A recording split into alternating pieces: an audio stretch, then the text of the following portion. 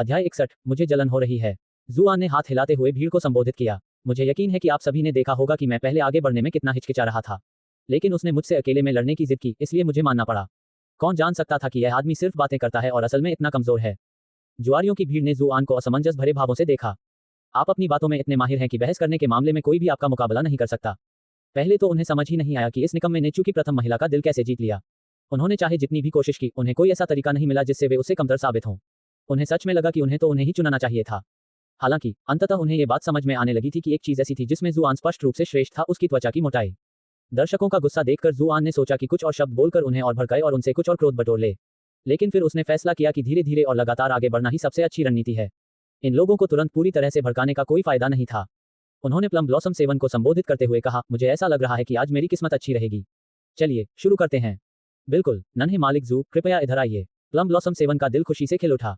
मुझे डर था कि 13वें भाई के दखल से सब गड़बड़ हो गया है, लेकिन ये बंदा तो नरक के द्वार से भी जबरदस्ती घुसने को तैयार है। खैर, जब वह इतनी दूर आ ही गया है तो उससे कम 1 लाख चांदी के सिक्के न वसूलना उसकी बेइज्जती होगी। उन्हें सिर्फ एक ही बात की चिंता थी, वो थी चू परिवार की प्रथम महिला की ओर से किसी भी तरह का हस्तक्षेप। उन्हें उसे बहलाने फुसलाने का कोई न कोई मौका ढूंढना ही होगा, वरना वो अपने पति को भारी कर्ज में डूबने से जरूर रोक देगी। कैसीनो में मौजूद लोग बड़ी उत्सुकता से देख रहे थे जब प्लम ब्लॉसम सेवन जुआन को एक जुए की मेज पर ले गई। पहले हुए तमाशे के बाद वे सभी ये देखने के लिए उत्सुक थे कि आगे क्या होगा। वे तमाशा देखने के लिए मेज के चारों ओर जमा हो गए।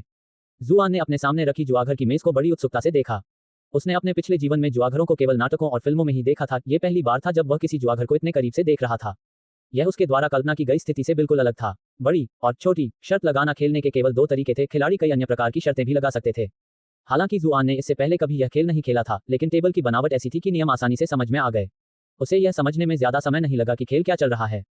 कुल 3 पासे थे। यदि परिणाम 4 से 10 के बीच होता तो उसे छोटा माना जाता, 11 से 17 के बीच होने पर उसे बड़ा माना जाता। इन दोनों विकल्पों के लिए भुगतान 1:1 था। यह शर्त लगाना भी संभव था कि पासे पर तीनों संख्याएं समान होंगी, इसके लिए भुगतान दर 1:24 थी। जो खिलाड़ी जोखिम भरा दांव लगाना चाहते थे वे इससे भी आगे बढ़कर पासे पर आने वाली विशिष्ट संख्या पर दांव लगा सकते थे, जैसे कि सभी पासों पर 1 आना या सभी पासों पर 2 आना। इस पर मिलने वाला इनाम 1:150 का भारी भरकम था। इसके अलावा कोई व्यक्ति तीनों पासों के अंकों के योग पर दांव लगा सकता था। 4 या 17 के योग पर दांव लगाने पर 1:50 का संभावित भुगतान मिलता था। यदि कोई 5 या 16 चुनता था तो भुगतान 1:18 होता था। योग के प्राप्त होने की संभावना जितनी अधिक होती थी, भुगतान उतना ही कम होता था। युवा स्वामी जू, आप बड़ी या छोटी शर्त लगाना चाहेंगे? प्लम ब्लॉसम सेवन ने मुस्कुराते हुए पूछा। मन ही मन वह एक ऐसा आदर्श परिदृश्य बना रहा था जिससे ये सुनिश्चित हो सके कि जुआन भारी कर्ज में डूबकर कैसीनो से बाहर निकले। जुआन ने प्लम ब्लॉसम सेवन की ओर एक नजर डाली। क्या आप मुझे पहले कुछ राउंड जीतने का मौका देने की योजना बना रही हैं ताकि मैं डर न जाऊं? प्लम ब्लॉसम सेवन हिल गया। उसे कैसे पता चला? उनकी आंखों में दिख रहा आश्चर्य इतनी तेजी से गायब हो गया कि मानो वह एक भ्रम मात्र था और वे सहजता से हंस पड़े। युवा स्वामी जू, आप मेरा मजाक उड़ा रहे हैं। भला हम में से कोई परिणाम को कैसे प्रभावित कर सकता है? इस जुए की मेज पर केवल भाग्य का ही खेल चलता है। थोड़ा असहज महसूस करते हुए जुआन ने चुचुयान को खींचकर अपने पास बुला लिया। क्या ऐसा है? मैं तुम्हें पहले ही चेतावनी दे देता हूं कि मेरी प्रेमिका 5वें दर्जे की साधिका है। अगर तुम उसके सामने कोई चाल चलने की कोशिश करते हुए पकड़े गए तो अपने हाथ कटवाने की शिकायत मत करना, उसने प्लम ब्लॉसम सेवन को धमकी दी। चुचुयान ने जुआन को तीखी नजर से देखा, क्योंकि उसे उसके द्वारा इस तरह से अंतरंगता से संबोधित करना पसंद नहीं आया था। जाहिर है, इतने सारे गवाहों के सामने वह अपने रिश्ते की सच्चाई का खुलासा नहीं कर सकती थी। जुआन की चाल कामयाब हो गई और प्लम ब्लॉसम सेवन की मुस्कान वहीं जम गई। युवा स्वामी जू, कृपया निश्चिंत रहें। सिल्वर हुक कसिनो में हमें अपनी प्रतिष्ठा पर गर्व है। हम कभी भी छल कपट का सहारा नहीं लेंगे। क्या आप हमारे पासे के डिब्बों पर लिखे शिलालेख देख रहे हैं? ये राजधानी के एक रूने मास्टर द्वारा उत्कीर्ण कलाकृतियां हैं। ये साधक की ऊर्जा को अलग कर सकती हैं, जिससे वे परिणाम नहीं पढ़ सकते। बाकी जुआरियों ने झुंझलाहट में अपनी जीभ चटकाई। वे अच्छी तरह जानते थे कि कोई भी कैसीनो ऐसा नहीं होता जो छल कपट का सहारा न लेता हो। ये सच था कि पासे पर लिखे शिलालेखों से साधकों को परिणाम पढ़ने या उसमें हस्तक्षेप करने से रोका जा सकता था, लेकिन ये शिलालेख किसी भी तरह के शारीरिक हस्तक्षेप को नहीं रोकते थे। संभवतः मेज के नीचे ऐसी व्यवस्थाएं थीं जो अंतिम क्षण में संख्याओं को बदल सकती थीं। जाहिर है, वहां जमा भीड़ में सभी लोग घमंडी जुआन को हारते हुए देखना चाहते थे, इसलिए किसी ने भी उसे इस संभावना के बारे में आगाह नहीं किया। वे तो बस तमाशा देखने आए थे। लेकिन प्लम ब्लॉसम सेवन 5वें दर्जे के साधक की पैनी दृष्टि को कम आंकने की गलती नहीं कर सकता था। वह जानता था कि वह उसकी हर चाल को पकड़ सकती है, जिससे वह थोड़ा असहज महसूस कर रहा था। यह उसकी योजना में एक अड़चन जरूर थी, लेकिन अंत नहीं था। कम से कम उसे इस बात का पूरा भरोसा था कि वह छल कपट का सहारा लिए बिना भी जुआन की पूरी संपत्ति छीन सकता है। युवा स्वामी जू, आप कितना दांव लगाने की योजना बना रहे हैं? जुआन ने चुपके से भाग्य की गोली निकाली और उसे निगल लिया, फिर घोषणा की, मुझे चीजों को लंबा खींचना पसंद नहीं है, इसलिए ये कहने की जरूरत नहीं है कि मैं पूरी तरह से इसमें शामिल हो जाऊंगी। सब कुछ दांव पर लगा दिया। प्लम ब्लॉसम सेवन दंग रह गई। तुम कसिनो चलाते हो, लेकिन तुम्हें ऑल इन का मतलब नहीं पता।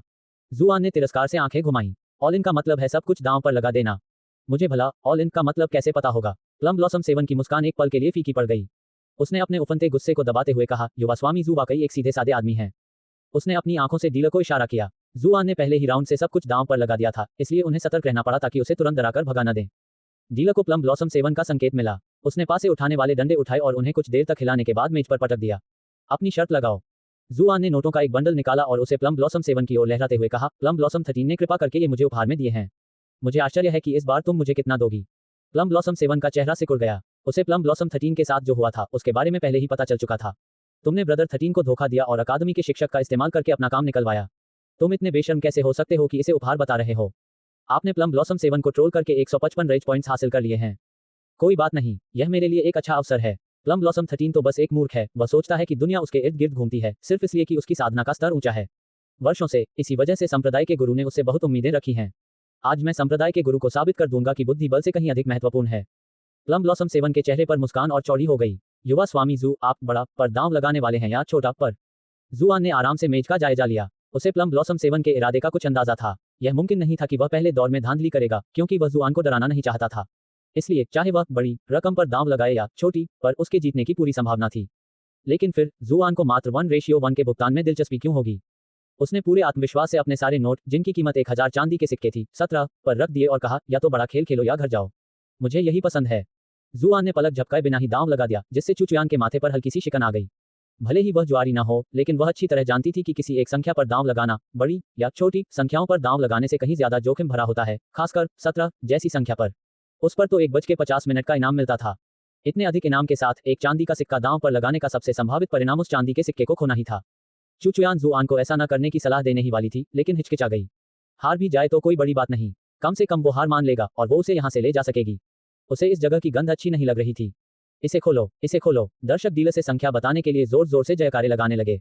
वे भी चुचुयान की तरह ही सोच रहे थे और ये देखने के लिए उत्सुक थे कि एक पल में 1000 चांदी के सिक्के गंवाने के बाद वह दिखावा करने वाला कैसा बर्ताव करेगा।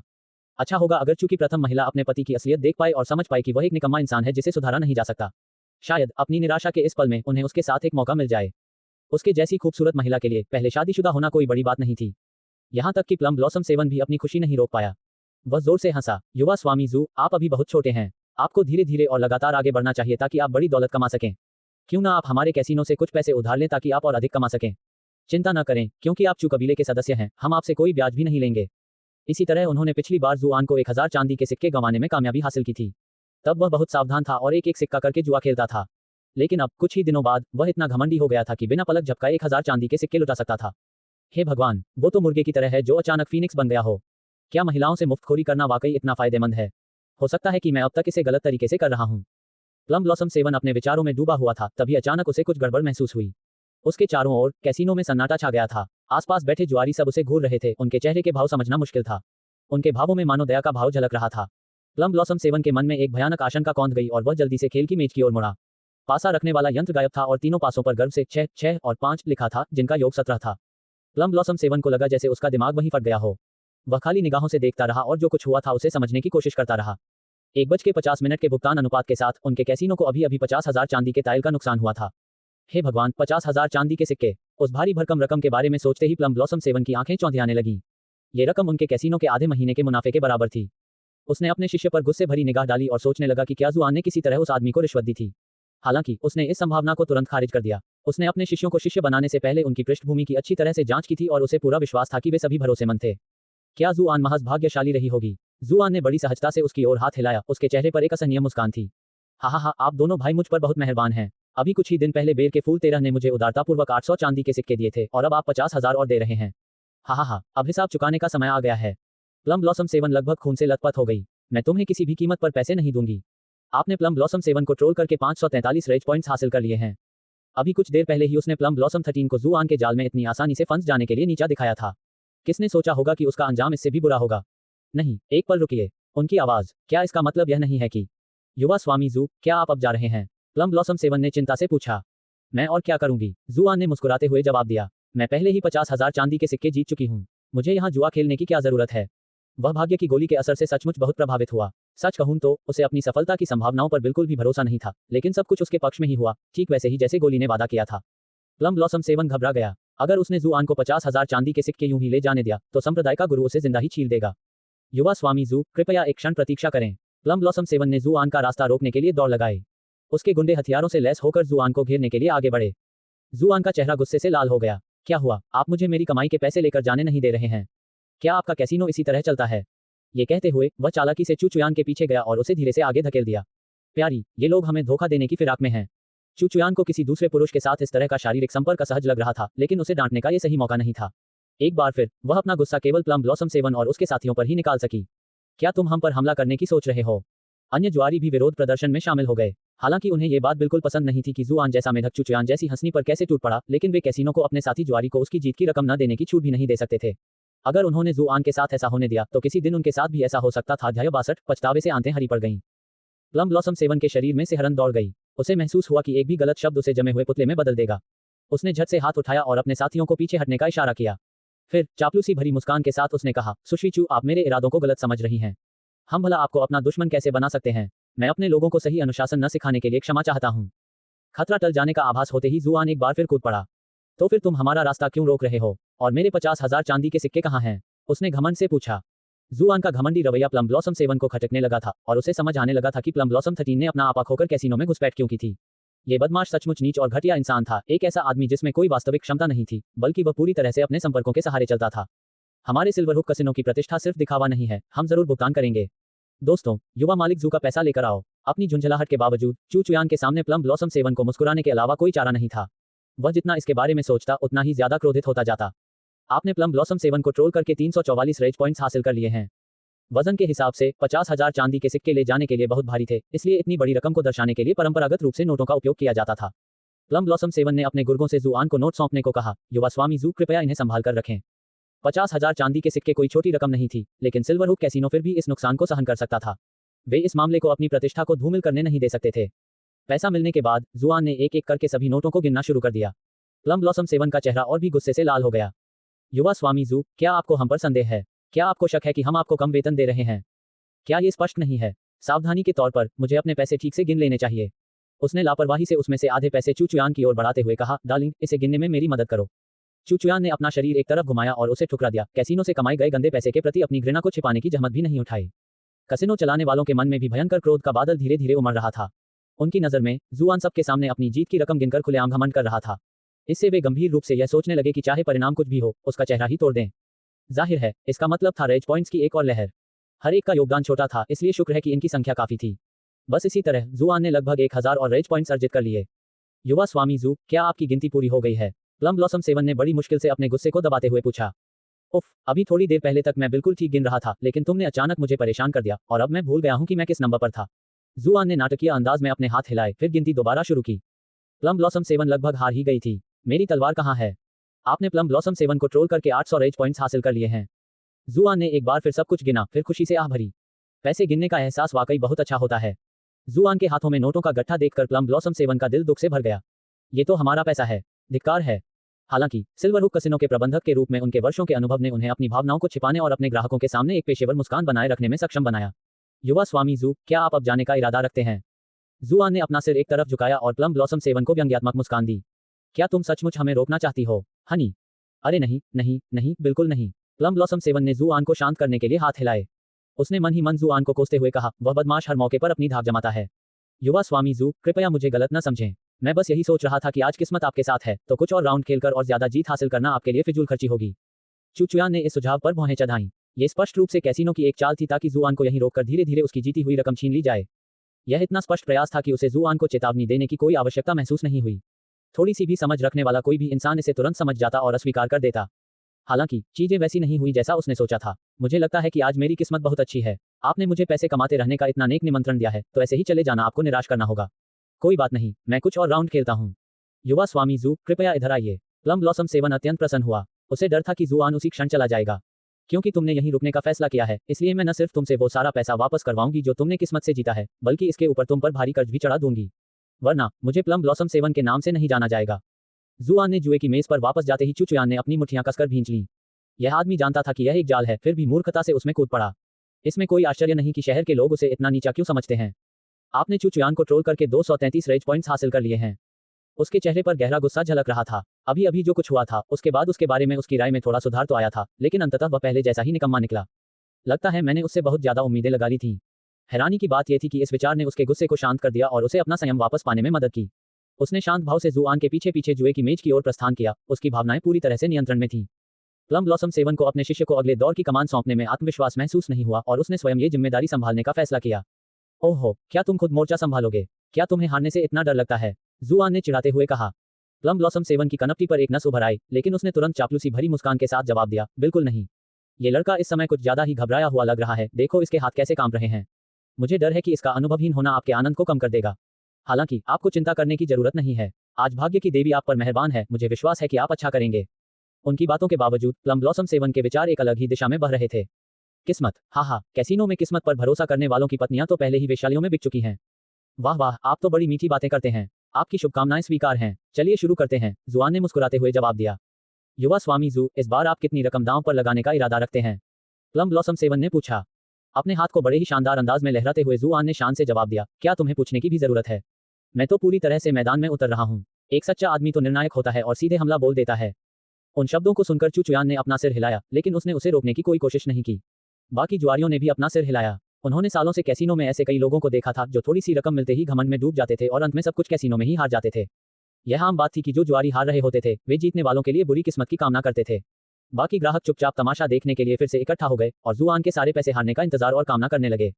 जुआन की बात सुनकर प्लम ब्लॉसम सेवन बेहद खुश हुई। युवा स्वामी जू तो वाकई सीधे साधे हैं। उसे डर था कि इतनी बड़ी जीत के बाद जुआन सावधानी से खेलेगा। अगर 50,000 चांदी के सिक्के हारने से पहले ही उसका हौसला पस्त हो जाता तो मुसीबत खड़ी हो जाती। लेकिन चूंकि जुआन ने इस एक ही मुकाबले में सब कुछ दांव पर लगा दिया था, इसलिए प्लम ब्लॉसम सेवन संप्रदाय के गुरु का सामना करने में सक्षम होगा, भले ही वह जुआन को कर्ज में न डुबो पाए। अचानक ही जुआन ने कहा, तुम धोखा देने की योजना तो नहीं बना रहे हो, है ना? अचानक लगे इस आरोप से प्लम ब्लॉसम सेवन का दम घुटने लगा। उसने जल्दी से हाथ हिलाकर उसे आश्वस्त किया, देखो यहाँ कितने अनुभवी योद्धा हैं, मैं उनके सामने कभी धोखा देने की हिम्मत नहीं करूंगा। इसके अलावा चुप्रथम श्रीमती भी मुझे देख रही हैं। अगर मैंने कुछ करने की कोशिश भी की तो मैं उन्हें बेवकूफ नहीं बना पाऊंगा। भुगतान अनुपात कैसीनो के पक्ष में बहुत अनुकूल निर्धारित किया गया था। जीत की संभावना को मात देना बेहद मुश्किल था और अंततः किसी का भी नुकसान होना लगभग तय था। भले ही कोई कभी कभार कुछ राउंड जीत भी जाए, लेकिन कैसीनो से निकलते समय उसके नुकसान में रहने की ही संभावना रहती थी। जुआन ने सिर हिलाया। बहुत अच्छा, जल्दी करो और पासा फेंको। प्लम ब्लॉसम सेवन ने उसे ठंडी तिरछी नजरों से देखा और बड़ी कुशलता से पासा हिलाने लगा। उसका हाथ इतनी तेजी से चला कि उसकी एक धुंधली छवि बन गई और भीड़ में विस्मय भरी आवाजें गूंज उठीं। हालांकि प्लम ब्लॉसम सेवन संप्रदाय के गुरु के अन्य पुत्रों की तुलना में कोई विशेष रूप से मजबूत साधक नहीं था, फिर भी उसने जुए में अपने उत्कृष्ट कौशल के माध्यम से अपनी वर्तमान स्थिति को सुरक्षित करने में कामयाबी हासिल की थी। जब तक उसकी इच्छा होती, वह अपनी इच्छानुसार कोई भी संख्या प्राप्त कर सकता था। उसने तिगुना दांव लगाने का फैसला किया, जिससे वह सभी दांव जीत सकता था, चाहे दांव बड़ा हो, छोटा हो या कोई विशिष्ट संख्या हो। जीतने का एकमात्र मौका तब था जब जुआन तिगुना दांव लगाता, जो कि कम संभावनाओं को देखते हुए जीतना बेहद मुश्किल था। प्लम ब्लॉसम सेवन कांपते कांपते अचानक हिचकिचा गया। क्या होगा अगर वह आदमी किसी तरह से शर्त जीत जाए जबकि उसने पूरी रकम दांव पर लगा दी हो? तिगुने पर दांव लगाने पर 1:150 का भुगतान मिलता था, जिसका मतलब था कि उसे जुआन को 7.5 मिलियन चांदी के सिक्के देने होंगे। अगर वे पूरे बेर के फूल संप्रदाय को भी बेच देते, तब भी वे इतनी रकम नहीं जुटा पाते। फिर भी जुआन के लिए जीतना लगभग नामुमकिन था। तिगुने झटकों के 6 अलग अलग सेट थे, इसलिए अगर जुआन तिगुने झटकों पर दांव भी लगाता तो भी उसके जीतने की संभावना केवल 6 में से 1 ही होती। मुझे किस बात का इतना डर है? प्लम ब्लॉसम सेवन ने चुपचाप खुद को दिलासा दिया और अंत में पासा पटक दिया। उसने जुआन की ओर देखा और मुस्कुराया। युवा स्वामी जू, कृपया अपनी शर्त लगाए। उसकी शिकारी निगाहें मानो कह रही हों, आओ और यहीं अपना पैसा जमा करो। उद्धरण। लेकिन जुआन को आगे बढ़ने की कोई जल्दी नहीं थी। उसने पहले चू चुयान की ओर देखा, जिसने उससे कहा, निश्चिंत रहो, उसने यहाँ कोई धोखा नहीं दिया है। उनकी साधना के स्तर में अंतर को देखते हुए चू चुयान 5वें रैंक पर थी, जबकि यह व्यक्ति केवल दूसरे रैंक पर था। प्लम ब्लॉसम सेवन के लिए उसे कोई भी चाल छिपाना असंभव था। हालांकि जुआन ने सिर हिलाते हुए कहा, मैं यह नहीं पूछ रहा हूँ। मैं आपसे पूछ रहा हूँ कि क्या आपके पास तांबे के सिक्के हैं? चू चुयान असमंजस में थी। तांबे के सिक्के? आपको उनकी क्या जरूरत है? चू परिवार के कारोबार की प्रभारी होने के नाते वह आपात स्थिति में हमेशा अपने पास कुछ पैसे रखती थी। जुआन के अनुरोध पर उसने अपनी थैली से एक तांबे का सिक्का निकाला। मुझे थोड़ी देर के लिए दे दो। जुआन ने उसके हाथ से तांबे का सिक्का छीन लिया और उसके कान में फुसफुसाते हुए कहा, इस पर फूंक मारने में मेरी मदद करो। चू चुयान का चेहरा तुरंत ठंडा पड़ गया। मजाक करना बंद करो। जुआन ने हंसते हुए जोर देकर कहा, बस इस बार मेरी मदद कर दो। बस तुम अपनी दिव्य सांस की एक बूंद डाल दो, मैं वादा करता हूं कि मैं ये शर्त जीत जाऊंगा। इस पर फूंक मारो, इस पर फूंक मारो, इस पर फूंक मारो। कमरे में मौजूद जुआरियों को शोरगुल बहुत पसंद था और वे सब एक साथ नारे लगाने लगे। सबकी निगाहें उस पर टिकी थी और चू चुयान खुद को असहज स्थिति में पा रही थी। उसके पास तांबे के सिक्के पर धीरे से फूंक मारने के अलावा कोई चारा नहीं था। उसके गोरे गाल हल्के लाल हो गए। उसने मन ही मन सोचा कि वह बाद में जुआन से इसका हिसाब जरूर चुकाएगी। हल्की हवा से उंगलियों में गुदगुदी महसूस करते हुए जुआन संतुष्टि से मुस्कुराया। ठीक है, मेरी पत्नी की दिव्य कृपा मेरे साथ है, मेरी जीत पक्की है। मैं इस तांबे के सिक्के पर जो भी गिरेगा उसी पर दांव लगाऊंगा। ये शब्द कहते ही उसने तांबे का सिक्का हवा में उछाल दिया। सब लोग सांस रोककर देखते रहे जब वह सिक्का जुए की मेज पर गिरा और लुढ़कने लगा। यहाँ तक कि चुचुयान भी अपनी निगाहें उससे हटा नहीं पा रही थी। उसका इरादा किनारे से उदासीनतापूर्वक देखने का था, लेकिन जुआन द्वारा उसे सिक्के पर फूंक मारने के लिए कहने से वह उसके शो में एक प्रतिभागी बन गई। उसका दिल, जो कई वर्षों से थमसा गया था, अचानक तेजी से धड़कने लगा। वह टॉस के परिणाम का बेसब्री से इंतजार करने लगी। तांबे का सिक्का लुढ़कता रहा और अंत में जुए की मेज के किनारे से टकरा गया। वह उछलकर वापस आया और अंततः तिगुनी संख्या दर्शाने वाले बॉक्स पर जाकर रुक गया। जोर से हंसते हुए जुआन ने अपने 50,000 चांदी के नोटों के सारे नोट उस डिब्बे पर रख दिए और घोषणा की, चूंकि भाग्य ने यही तय किया है, इसलिए मैं अपना सारा पैसा यहीं दांव पर लगाऊंगा। इसे खोलो, इसे खोलो, इसे खोलो। आसपास बैठे सभी जुआरी यह जानने के लिए बेताब थे कि दांव का नतीजा क्या होगा। जाहिर है, वे सभी जुआन की हार की दुआ कर रहे थे। इस आदमी ने तो खेल के बीच में ही अपनी पत्नी से छेड़छाड़ करने की हिम्मत कर ली। कितनी घिनौनी बात है। प्लम ब्लॉसम 7 का हाथ अभी भी शेका पर था और उसका चेहरा भय से विकृत हो गया। ये कैसे संभव हो सकता है? उसका दिमाग सुन्न हो गया और उसके कान काम करना बंद कर दिए। उसे मेज के चारों ओर हो रही हलचल बिल्कुल सुनाई नहीं दे रही थी। उसे बस मुंह खुलते और बंद होते दिखाई दे रहे थे, मानो कोई उस पर चिल्ला रहा हो। डीलर को पासा हिलाने वाला यंत्र उठाते हुए न देखकर जुआरियों को लगा कि कुछ गड़बड़ है। ये शरारती बच्चा इतना भाग्यशाली तो नहीं हो सकता कि उसने सच में इसका अंदाजा लगा लिया हो, है ना? प्लम ब्लॉसम 7, तुम पासा हिलाने वाला यंत्र क्यों नहीं उठा रही हो? जल्दी करो और इसे खोलो। अध्याय 63, मैं जुए का देवता हूँ। जुआन के शर्मनाक पतन का बेसब्री से इंतजार कर रहे सभी जुआरियों को अब एक और भी बड़े नाटकीय घटनाक्रम का आभास होने लगा था। जैसे ही उन्होंने प्लम ब्लॉसम 7 पर परिणाम जानने के लिए दबाव डाला, माहौल चरम पर पहुंच गया। अपने शिष्यों के आग्रह पर प्लम ब्लॉसम 7 आखिरकार अपने भ्रम से बाहर आया। उसने गहरी सांस ली और तिहरा पासा फेंकने की अपनी मूर्खता पर खुद को कोसने लगा। अगर कोई और संयोजन होता तो उसे इतनी बुरी हार नहीं मिलती। वह पहले से ही उस भयावह स्थिति की कल्पना कर सकता था जो उसका इंतजार कर रही थी। ये 7.5 मिलियन चांदी के सिक्के हैं। हम प्लम ब्लॉसम संप्रदाय के सारे कारोबार बेचकर भी इतनी रकम नहीं जुटा पाएंगे। संप्रदाय का मुखिया मुझे टुकड़ों में काट देगा और कुत्तों को खिला देगा। उस दृश्य की स्पष्टता ने उसके इरादे को और भी दृढ़ कर दिया और उसने चुपके से अपना हाथ मेज के नीचे सरका दिया। वहां एक स्विच बड़ी चतुराई से छिपा हुआ था, जो पासे के परिणाम को बदलने वाले तंत्र को सक्रिय कर देता। मौजूदा परिस्थितियों को देखते हुए जुआ खेलने और यह प्रार्थना करने के अलावा कोई चारा नहीं था कि चुचुयान को इस बात का पता न चले। दुर्भाग्यवश उसे इस बात का जरा भी अंदाजा नहीं था कि 5वें दर्जे का साधक कितना शक्तिशाली होता है। उसका ये कदम कोई जुआ नहीं बल्कि निश्चित विफलता थी। जैसे ही उसका हाथ हिलना शुरू हुआ, वह एक सफेद आभा से घिर गया और पल भर में उसका पूरा हाथ जम गया, बिल्कुल गतिहीन हो गया। तुम वहां क्या करने की कोशिश कर रहे हो? धोखा देने की। चुचुयान उस पर पैनी नजर रखे हुए थी, खासकर इसलिए क्योंकि वह इस जुए में व्यक्तिगत रूप से शामिल थी। वह किसी को भी परिणाम में दखल देने की इजाजत नहीं दे सकती थी। जुआन ने गहरी सांस ली और कहा, मैंने तुम्हें धोखा न देने की चेतावनी दी थी, लेकिन तुमने मेरी बात नहीं मानी।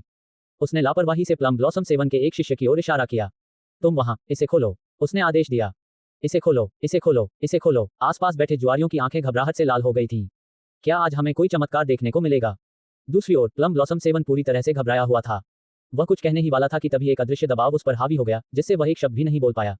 जुआन ने जिस शिष्य की ओर इशारा किया था, वह झिझक गया। उसे समझ नहीं आ रहा था कि क्या करे। उसने डरते हुए चारों ओर देखा, लेकिन उसका साथ देने के लिए कोई और नहीं था। अंत में उसने कांपते हुए हाथ से पासे के डिब्बे का ढक्कन हटाया। 3 चमकीले लाल बिंदु उसकी ओर ऊपर की ओर देख रहे थे। कुछ पल के लिए सन्नाटा छा गया। फिर कसिनो में हंगामा मच गया।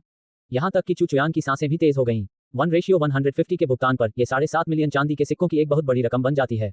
भला कोई इस संख्या को कैसे समझ सकता है? चू वंश अपनी अपार संपत्ति के लिए प्रसिद्ध था, जो किसी देश की संपत्ति के बराबर थी।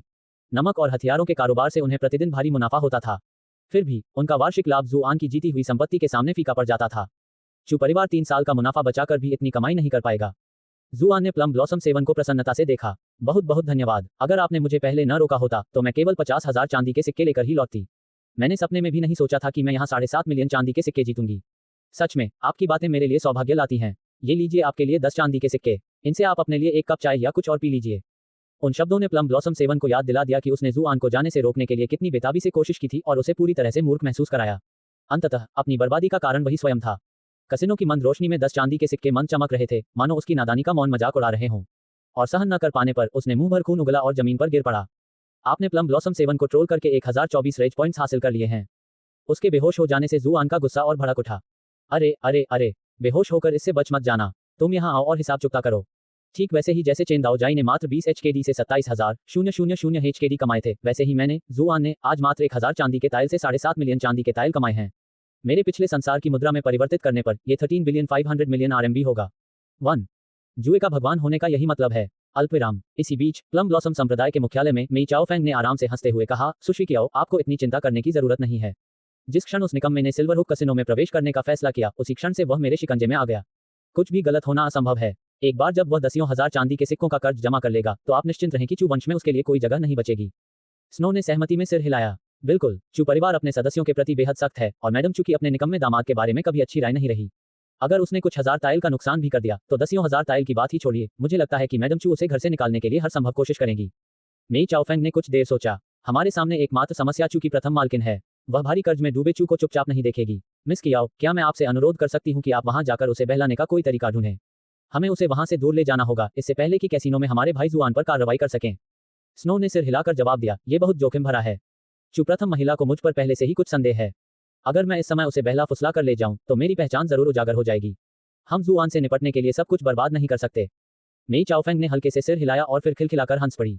बिल्कुल, युवा स्वामी तभी चैन से रह पाएंगे जब मिस कियाओ चू फर्स्ट मिस पर नजर रखेंगी और यह सुनिश्चित करेंगी कि वह किसी अन्य पुरुष के प्रभाव में न आए। स्नो का चेहरा तुरंत ठंडा पड़ गया। छोटे मालिक के बारे में पीठ पीछे गपशप मत करो।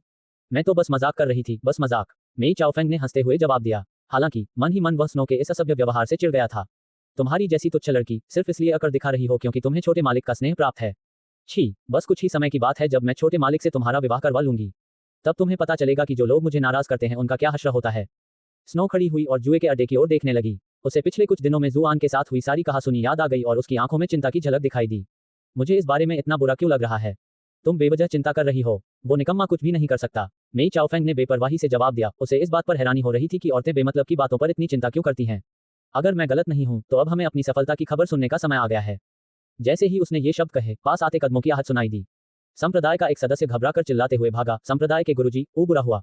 मेई चाओफेंग का चेहरा तुरंत गुस्से से लाल हो गया। तुम किसे बुरा कह रहे हो? खुद को एक थप्पड़ मारो।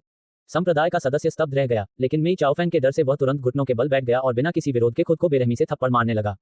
इसी बीच मेई चाओफेंग ने आराम से अपनी चाय का प्याला उठाया और उस पर हल्के से फूंक मारी। याद रखना, भविष्य में इस तरह का असभ्य व्यवहार मत करना। हाँ, संप्रदाय के सदस्य को लगा कि उसके साथ अन्याय हुआ है, लेकिन उसने संप्रदाय के गुरु के शब्दों का खंडन करने का साहस नहीं किया। मेई चाओफेंग ने आखिरकार संतुष्टि से सिर हिलाया। बोलो, क्या हुआ है? संप्रदाय के सदस्य ने अपनी रिपोर्ट पेश की। 50,000 चांदी के सिक्कों का नुकसान हुआ। 50,000? मेई चाओफेंग खिलखिलाकर हंस पड़ा। उसने जितना सोचा था उतना तो नहीं हुआ, लेकिन इस बार प्लम ब्लॉसम सेवन ने फिर भी बेमिसाल प्रदर्शन किया, खासकर तब जब उसने ये सब चू की प्रथम महिला के सामने किया था। 50,000 चांदी के सिक्के जुआन को चू कबीले से निकलवाने के लिए काफी होने चाहिए। स्नो के होठों पर हल्की सी मुस्कान झलक रही थी। उसने सहमति जताई कि 50,000 चांदी के सिक्के काफी होंगे। उसे पूरा यकीन था कि हल्के से इशारे से मैडम चू का उस नीच आदमी के प्रति सब्र टूट जाएगा और वह उसे बाहर निकालने में जरा भी संकोच नहीं करेंगी। संप्रदाय के सदस्य को एहसास हुआ कि उसके शब्दों का गलत अर्थ निकाला गया है और उसने घबराकर मामले को स्पष्ट किया। संप्रदाय के गुरुजी, मेरा मतलब था कि हमें 50,000 चांदी के सिक्के का नुकसान हुआ है। मेई चाओफेंग की मुस्कान पल भर में जम गई। उसकी नजर धीरे धीरे संप्रदाय के सदस्य पर वापस गई और उसकी निगाहें घातक हो गईं। तुमने अभी क्या कहा? संप्रदाय के सदस्य के पास अपने डर को दबाने और अपनी रिपोर्ट को एक बार फिर दोहराने के अलावा कोई विकल्प नहीं था। सिल्वरहुक कैसीनो ने चू कबीले के युवा स्वामी से 50,000 चांदी के सिक्के हार गए हैं। तारांकन धड़ाम, तारांकन। गुस्से से आग बबूला होकर मेई चाओफेंग के हाथों में पकड़ी चाय की प्याली टूट गई। प्लम ब्लॉसम सेवन आखिर कर क्या रहा है? वो उस फिजूल खर्च के हाथों इतना पैसा कैसे हार सकता है? अगर मैं जुए की मेज पर एक सुअर भी बिठा दूं तो वो 50,000 चांदी के सिक्के हारने जितना बेवकूफ तो नहीं होगा। दरअसल एक ही दौर में सब कुछ हाथ से निकल गया, संप्रदाय के सदस्य ने बताया। एक ही दौर में? आश्चर्यचकित होकर मेई चाओफेंग ने तुरंत मामले का विवरण मांगा, जिसे संप्रदाय के सदस्य ने विधिवत प्रदान किया। पूरी कहानी सुनने के बाद मेई चाओफेंग चुप हो गए, लेकिन उनके चेहरे का गुस्से वाला लाल रंग धीरे धीरे कम हो गया। उन्होंने हाथ के इशारे से संप्रदाय के सदस्य को विदा किया और फिर आराम से अपनी कुर्सी पर वापस जाकर एक और कप चाय की चुस्की ली। स्नो को यह देखकर बहुत गुस्सा आया कि मेई चाओफेंग को इस नुकसान की खबर से कोई फर्क नहीं पड़ा। वह गुस्से में आगे बढ़ी और बोली, तुम अभी भी यहाँ बैठकर चाय क्यों पी रहे हो? क्या तुम वहां जाकर देखोगे नहीं? तुम पहले ही 50,000 चांदी के सिक्के गंवा चुके हो। जल्दी की कोई बात नहीं है, मेई चाओफेंग ने शांत भाव से जवाब दिया। मिस कियाओ, अपनी चिंता को हावी न होने दें। मैं चिंतित क्यों न हूं? युवा मालिक की योजनाओं को बर्बाद करने की जिम्मेदारी सिर्फ तुम्हें ही नहीं उठानी पड़ेगी, स्नो ने ठंडे लहजे में कहा। मेई चाओफेंग ने युवा स्वामी के नाम का इस्तेमाल करके धमकी दिए जाने पर गुस्से से अपनी मुठ्ठियां भींच लीं, लेकिन उसने तुरंत खुद को संभाला और समझाया, अगर प्लम ब्लॉसम सेवन ने कई दावों के बाद 50,000 चांदी के सिक्के गंवा दिए होते तो यह एक गंभीर समस्या होती। लेकिन जैसा कि आपने सुना है, उन्होंने केवल एक ही दौर का जुआ खेला था। ये स्पष्ट है कि जुआन बस भाग्यशाली थी। किस्मत शायद एक बार उसका साथ दे दे, लेकिन हर बार नहीं। निश्चिंत रहें, प्लम ब्लॉसम सेवन बहुत जल्दी पैसा वापस कमा लेगी और जुआन को कर्ज में डुबो देगी। अगर जुआन जुआ खेलना जारी रखने से इनकार कर दे तो क्या होगा? स्नो ने भौहें चढ़ाते हुए पूछा। मेई चाओफेंग जोर से हंस पड़ी। मैंने सालों में उसके जैसे अनगिनत लोगों को देखा है। जैसे ही उन्हें कुछ अच्छा मिलता है वे अपना आपा खो बैठते हैं। उसमें इतनी अक्ल नहीं है कि वह मौके का फायदा उठाकर रुक जाए। इसके अलावा प्लम ब्लॉसम सेवन भी है। अगर जुआन रुकना भी चाहे तो उसके पास उसे कैसीनो में रोके रखने के अपने तरीके हैं, वरना मैं उसे कैसीनो का जिम्मा नहीं सौंपती। ऐसा लगता है कि आप प्लम ब्लॉसम सेवन पर बहुत भरोसा करते हैं, स्नो ने टिप्पणी की। बिल्कुल, वह मेरे सबसे भरोसेमंद सहायकों में से एक है। मेई चाओफेंग के चेहरे पर जीत की झलक दिखी। मैंने पिछले कुछ वर्षों में कई प्रतिभाशाली लोगों को तराशा है। बस देखते रहिए, जल्द ही कोई अच्छी खबर आने वाली है। उनके इस कथन के बाद दरवाजे पर कदमों की आहट सुनाई दी। मेई चाओफेंग ने उंगली से इशारा करते हुए हंसते हुए कहा, देखा मैंने अभी क्या कहा? लगता है वे अब आ ही गए हैं। स्नो के होंठों पर हल्की सी मुस्कान धीरे से फैल गई। लगता है कि प्लम ब्लॉसम सेक्ट अब भी काफी भरोसेमंद है। कुछ देर बाद संप्रदाय का एक सदस्य कमरे में भागा, उसका चेहरा बिल्कुल पीला पड़ गया था। वह मेई चाओफेंग के पास दौड़ा और हौंकते हुए बोला, रिपोर्ट खो गया, 7.5 मिलियन चांदी के सिक्के खो गए। मेई चाओफेंग का चेहरा तुरंत गुस्से से लाल हो गया। मैं तुम सबको हमेशा क्या कहती हूँ, तुम में से कोई सीखता क्यों नहीं? अगर तुम में संयम की कमी है तो तुम कभी महान काम नहीं कर पाओगे। मेई चाओफेंग अचानक चौंक गया और उसने तीखे स्वर में पूछा, तुमने अभी क्या कहा? 7.5 मिलियन चांदी के सिक्के, संप्रदाय के सदस्य ने एक बार फिर बताया। मेई चाओफेंग के चेहरे पर खुशी की लहर दौड़ गई। हा, 7.5 मिलियन चांदी के सिक्के, उस बदमाश का तो काम तमाम। चू परिवार अपनी सारी संपत्ति बेच दे तो भी इतनी रकम नहीं जुटा पाएगा। इसलिए इसमें कोई हैरानी की बात नहीं है कि मेरे संप्रदाय का सदस्य इतना उत्तेजित क्यों है। मेई चाओफेंग ने अपने अधीनस्थ को शिष्टाचार के उल्लंघन के लिए पहले ही माफ कर दिया था। इतनी चौंकाने वाली संख्या सुनकर वह खुद भी अपना संयम नहीं रख सका। स्नो इस रिपोर्ट को सुनकर दंग रह गया। क्या उस आदमी ने सचमुच 7.5 मिलियन चांदी के सिक्के गंवा दिए? किसी के लिए इतने कम समय में इतना अधिक पैसा खो देना उसकी कल्पना से परे था। इन सब के बावजूद इस खबर से उसे राहत मिली। अगर जुआन पर दसियों हजार चांदी के सिक्कों का कर्ज होता तो शायद चू परिवार उसे चुकाने को तैयार हो जाता। लेकिन 7.5 मिलियन चांदी के सिक्कों जितना बड़ा कर्ज तो बिल्कुल नामुमकिन था। केवल चू वंश ही नहीं, यदि युआन वंश, झेंग वंश और वांग वंश को भी शामिल कर लिया जाए तो भी इतनी बड़ी रकम जुटाना शायद असंभव हो। मेई चाओफेंग ने एक प्याला शराब डाली और स्नो को देते हुए कहा, सुश्री कियाओ, आपका मिशन सफलतापूर्वक पूरा हो गया है। आशा है आप जल्द ही युवा स्वामी के पास लौट सकेंगी। एक चेन दाओजाई 1989 में आई action comedy film God of Gamblers में एंडी लाउ द्वारा निभाया गया एक किरदार था, अध्याय 64, शिखर तक पहुंचना। हालांकि स्नो शराब नहीं पीती थी, लेकिन जुआन की मृत्यु की खबर सुनकर वह इतनी प्रसन्न हुई कि उसने अनजाने में ही मेई चाओफेंग की शराब की पेशकश स्वीकार कर ली। इस पूरे समय आपकी मदद के लिए मैं आभारी हूँ। जब मैं छोटे मालिक के पास वापस पहुंच जाऊंगी तो मैं आपकी ओर से उनसे बात जरूर करूंगी। मेई चाओफेंग दिल खोलकर हंसी। जी हाँ, हमारी साझेदारी सुखद हो। उन्होंने जश्न मनाते हुए अपने गिलास आपस में टकराए। ये देखकर संप्रदाय के सदस्य को एहसास हुआ कि उसकी बात को गलत समझा गया है। लगभग आंसू भरी आवाज में उसने घबराते हुए स्पष्ट किया, संप्रदाय के गुरुजी, 7.5 मिलियन चांदी के सिक्के जुआन ने नहीं खोए हैं, बल्कि हम पर उनका इतना कर्ज है। मेई चाओफेंग अपनी जीत का जश्न मना रहा था, तभी उसने ये शब्द सुने। उसके हाथ, जो दूसरों की जान लेते समय कभी नहीं कांपे थे, अचानक बुरी तरह फड़फड़ाने लगे। उसके हाथ में पकड़ा शराब का प्याला जमीन पर गिर गया और अनगिनत टुकड़ों में बिखर गया। स्नो का दिमाग भी सुनना पड़ गया। उसने सपने में भी कभी ऐसी स्थिति की कल्पना नहीं की थी। इसे दोबारा दोहराओ। मेई चाओफेंग का चेहरा भयावह था। उनकी उच्च साधना के कारण उनसे कुछ भी गलत सुनने की संभावना लगभग न के बराबर थी। उन्होंने कभी भी अपने किसी अधीनस्थ से रिपोर्ट दोहराने के लिए नहीं कहा था, लेकिन जो उन्होंने सुना वह इतना अविश्वसनीय था कि उन्हें एक बार फिर इसकी पुष्टि करनी पड़ी। जुआन ने सिल्वरहुक कसिनो में 7.5 मिलियन चांदी के सिक्के जीत लिए हैं। मास्टर 7 बेहोश हो गए हैं और कसिनो में मौजूद सभी भाई स्तब्ध हैं। संप्रदाय के गुरुजी, कृपया जल्दी कसिनो पहुंचें और स्थिति को संभालें। संप्रदाय के सदस्य ने चिंता से चिल्लाकर कहा। मेई चाओफेंग खुद को हिलने डुलने में असमर्थ पा रहा था। 7.5 मिलियन चांदी के सिक्के, आखिर यह कितनी बड़ी रकम थी? प्लम ब्लॉसम संप्रदाय को तो छोड़ ही दें, तो आसपास की सभी नगरपालिकाओं की संयुक्त वार्षिक कर आय भी इतनी नहीं हो सकती। समाप्त, सब खत्म। मेई चाओफेंग के पैर इतनी बुरी तरह कांप रहे थे कि सीधा खड़ा होना भी नामुमकिन था। उसका शरीर डगमगाया और वह लड़खड़ाकर पीछे की ओर रखी कुर्सी पर जा गिरा। दूसरी ओर स्नो ने किसी तरह अपना संयम बनाए रखा था। उसने घबराकर संप्रदाय के सदस्य से पूछा, क्या हुआ? जुआन ने इतना पैसा कैसे कमाया? संप्रदाय के सदस्य को संप्रदाय प्रमुख के कमरे में इतनी सुंदर युवती को देखकर आश्चर्य हुआ। हालांकि उसका चेहरा लगभग पूरी तरह घूंघट से ढका हुआ था, फिर भी उसकी सुडौल आकृति और मोहक आंखें उसकी सुंदरता का स्पष्ट संकेत दे रही थीं। लेकिन यह उसके लिए ध्यान भटकाने का समय नहीं था। उसने सबसे पहले अपने सारे पैसे 17 पर दांव पर लगाए, जिसका भुगतान 1:50 था। इससे उसे 50,000 चांदी के सिक्के मिले। उसके बाद उसने अपने सारे पैसे 111 पर दांव पर लगाए और इसके 1:150 के भुगतान के साथ उसने तुरंत 7.5 मिलियन चांदी के सिक्के जीत लिए। मेई चाओफेंग आखिरकार अपने सदमे से बाहर आया। वह एक भयंकर शेर की तरह कुर्सी से उछल पड़ा और संप्रदाय के सदस्य को उसके कॉलर से पकड़ लिया। वह निकम्मा दोनों दांव कैसे जीत सकता है? ऐसा होने की संभावना बहुत कम है। क्या उसने धोखा दिया? उसने ऐसा नहीं किया। संप्रदाय का सदस्य भय से सुनना पड़ गया। उसने प्रार्थना की कि संप्रदाय का गुरु क्रोध में आकर उसकी गर्दन न तोड़ दे। सिल्वरहुक कसिनो में हमारे सामने कोई धोखा नहीं दे सकता, इसीलिए हमारे सभी भाई डरे हुए हैं। स्नो ने कहा, क्या ऐसा हो सकता है कि चू प्रथम मिस ने पासे की हलचल को भांप लिया हो और चुपके से उसे परिणाम बता दिया हो? ऐसा कहने के बावजूद स्नो को वास्तव में इस संभावना पर विश्वास नहीं था। वह कल्पना भी नहीं कर सकती थी कि चू चुयान किसी जुए में हिस्सा लेगी। उस फिजूल खर्ची करने वाले की मदद करना तो दूर की बात है। मेई चाओफेंग ने दृढ़ता से सिर हिलाया। असंभव। हमारे पास हिलाने वाले यंत्रों पर राजधानी के एक प्रसिद्ध रूने मास्टर द्वारा उत्कीर्ण आकृतियां हैं। ये आकृतियां ऊर्जा को अलग करती हैं, जिससे कोई भी पासे हिलाने वाले यंत्रों के भीतर होने वाली गतिविधियों को महसूस नहीं कर सकता। यहाँ तक कि एक ग्रैंड मास्टर भी पासे हिलाने वाले यंत्रों के परिणाम नहीं पढ़ पाएगा। 5वें दर्जे के साधक की तो बात ही छोड़िए। अन्यथा इस दुनिया के कसिनो अब तक दिवालिया हो चुके होते। स्नो ने गहरी सांस ली। यहाँ अटकलें लगाने का कोई फायदा नहीं है। हमें तुरंत घटनास्थल पर जाकर खुद देखना चाहिए। तुम सही कह रहे हो। स्नो के शब्दों ने मेई चाओफेंग को अपनी बची हुई घबराहट को दूर करने और खुद को संभालने के लिए प्रेरित किया। मेरे आदेश पहुंचाओ। हमारे सभी भाइयों को अभी मेरे साथ सिल्वरहुक कैसीनो चलना है। उसने अपना मन बना लिया था। भुगतान करना, यह इतनी बड़ी रकम है कि मैं पूरी जिंदगी काम करने के बाद भी कभी नहीं दे पाऊंगा। ये तो 7.5 मिलियन चांदी के सिक्के हैं। मैं प्लम ब्लॉसम संप्रदाय में सब कुछ बेचकर भी इतनी रकम नहीं जुटा पाऊंगा। मेई चाओफेंग ने पहले ही ये तय कर लिया था कि वह इस कर्ज का भुगतान नहीं करेगा, भले ही इसका मतलब चू कबीले से संबंध खराब करना हो। प्लम ब्लॉसम संप्रदाय का मुख्यालय सिल्वरहुक कैसीनो से ज्यादा दूर नहीं था। मेई चाओफेंग की घबराहट ने उसके कदमों में तेजी ला दी और उसे कैसीनो पहुंचने में ज्यादा समय नहीं लगा। तब तक बाहर भारी भीड़ जमा हो चुकी थी। किसी ने 7.5 मिलियन चांदी के सिक्के कमा लिए थे। ये खबर जंगल की आग की तरह फैल गई थी और उत्सुक राहगीर हलचल देखने के लिए आसपास जमा होने लगे थे।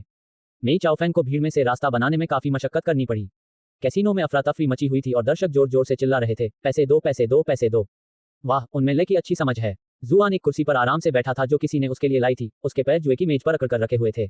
किसी ने उसे चाय का प्याला दिया था और कुछ लोग उसकी पीठ और टांगों की मालिश करने में व्यस्त थे। इससे भी ज्यादा चौंकाने वाली बात यह थी कि नौकरानियां उसकी सेवा में लगी हुई थी और उसे खिलाने के लिए एक एक करके अंगूर तोड़ रही थी। इस हास्यास्पद दृश्य को देखकर मेई चाओफेंग पूरी तरह अवाक रह गया। वह समझ गया था कि जुआन की सेवा में लगे नौकर चाकरें वीआईपी कमरे में विशेष रूप से मेहमानों के लिए ही रखे गए थे। आखिर उस निकम्मे की सेवा में ये सब क्यों लगे थे? क्या तुम विद्रोह भड़काना चाहते हो? कम से कम उसे जो अंगूर खिला रहे हो उनमें जहर तो मिला दो। आपने मेई चाओफेंग को ट्रोल करके 400 रेज पॉइंट्स हासिल कर लिए हैं। क्रोध बिंदुओं के प्रवाह को देखकर जुआन ने अपने हाथ हिलाते हुए कहा, भागो भागो, रास्ता खोलो। उसने अपने सबसे करीबी लोगों को एक तरफ धकेल दिया और खुद को उग्र अवस्था में खड़ी मेई चाओफेंग के सामने पाया। जुआन ने आराम से हाथ बढ़ाते हुए कहा, आप ही संप्रदाय प्रमुख मेई होंगे। चूंकि आप यहाँ हैं तो मुझे आपसे अनुरोध करना होगा कि आप जल्दी से मुझे मेरी कमाई का भुगतान करें। कुल मिलाकर 7.5 मिलियन चांदी के सिक्के हैं। उन्होंने मधुर स्वर में यह मांग की। चू चुयान, जो अब तक तिरस्कार भरी निगाहों से एक तरफ खड़ी थी, धीरे धीरे जुआन की ओर बढ़ी। मेई चाओफेंग एक कुख्यात अपराधी था जिसने हाल के वर्षों में ब्राइटन मून शहर के अंडरवर्ल्ड पर राज किया था। उसके हाथों कई निर्दोष लोगों की जान जा चुकी थी। जुआन की बातों से मेई चाओफेंग के गाल फड़कने लगे। भला मैं तुम्हारे लिए 7.5 मिलियन चांदी के सिक्के कैसे जुटा पाऊंगी?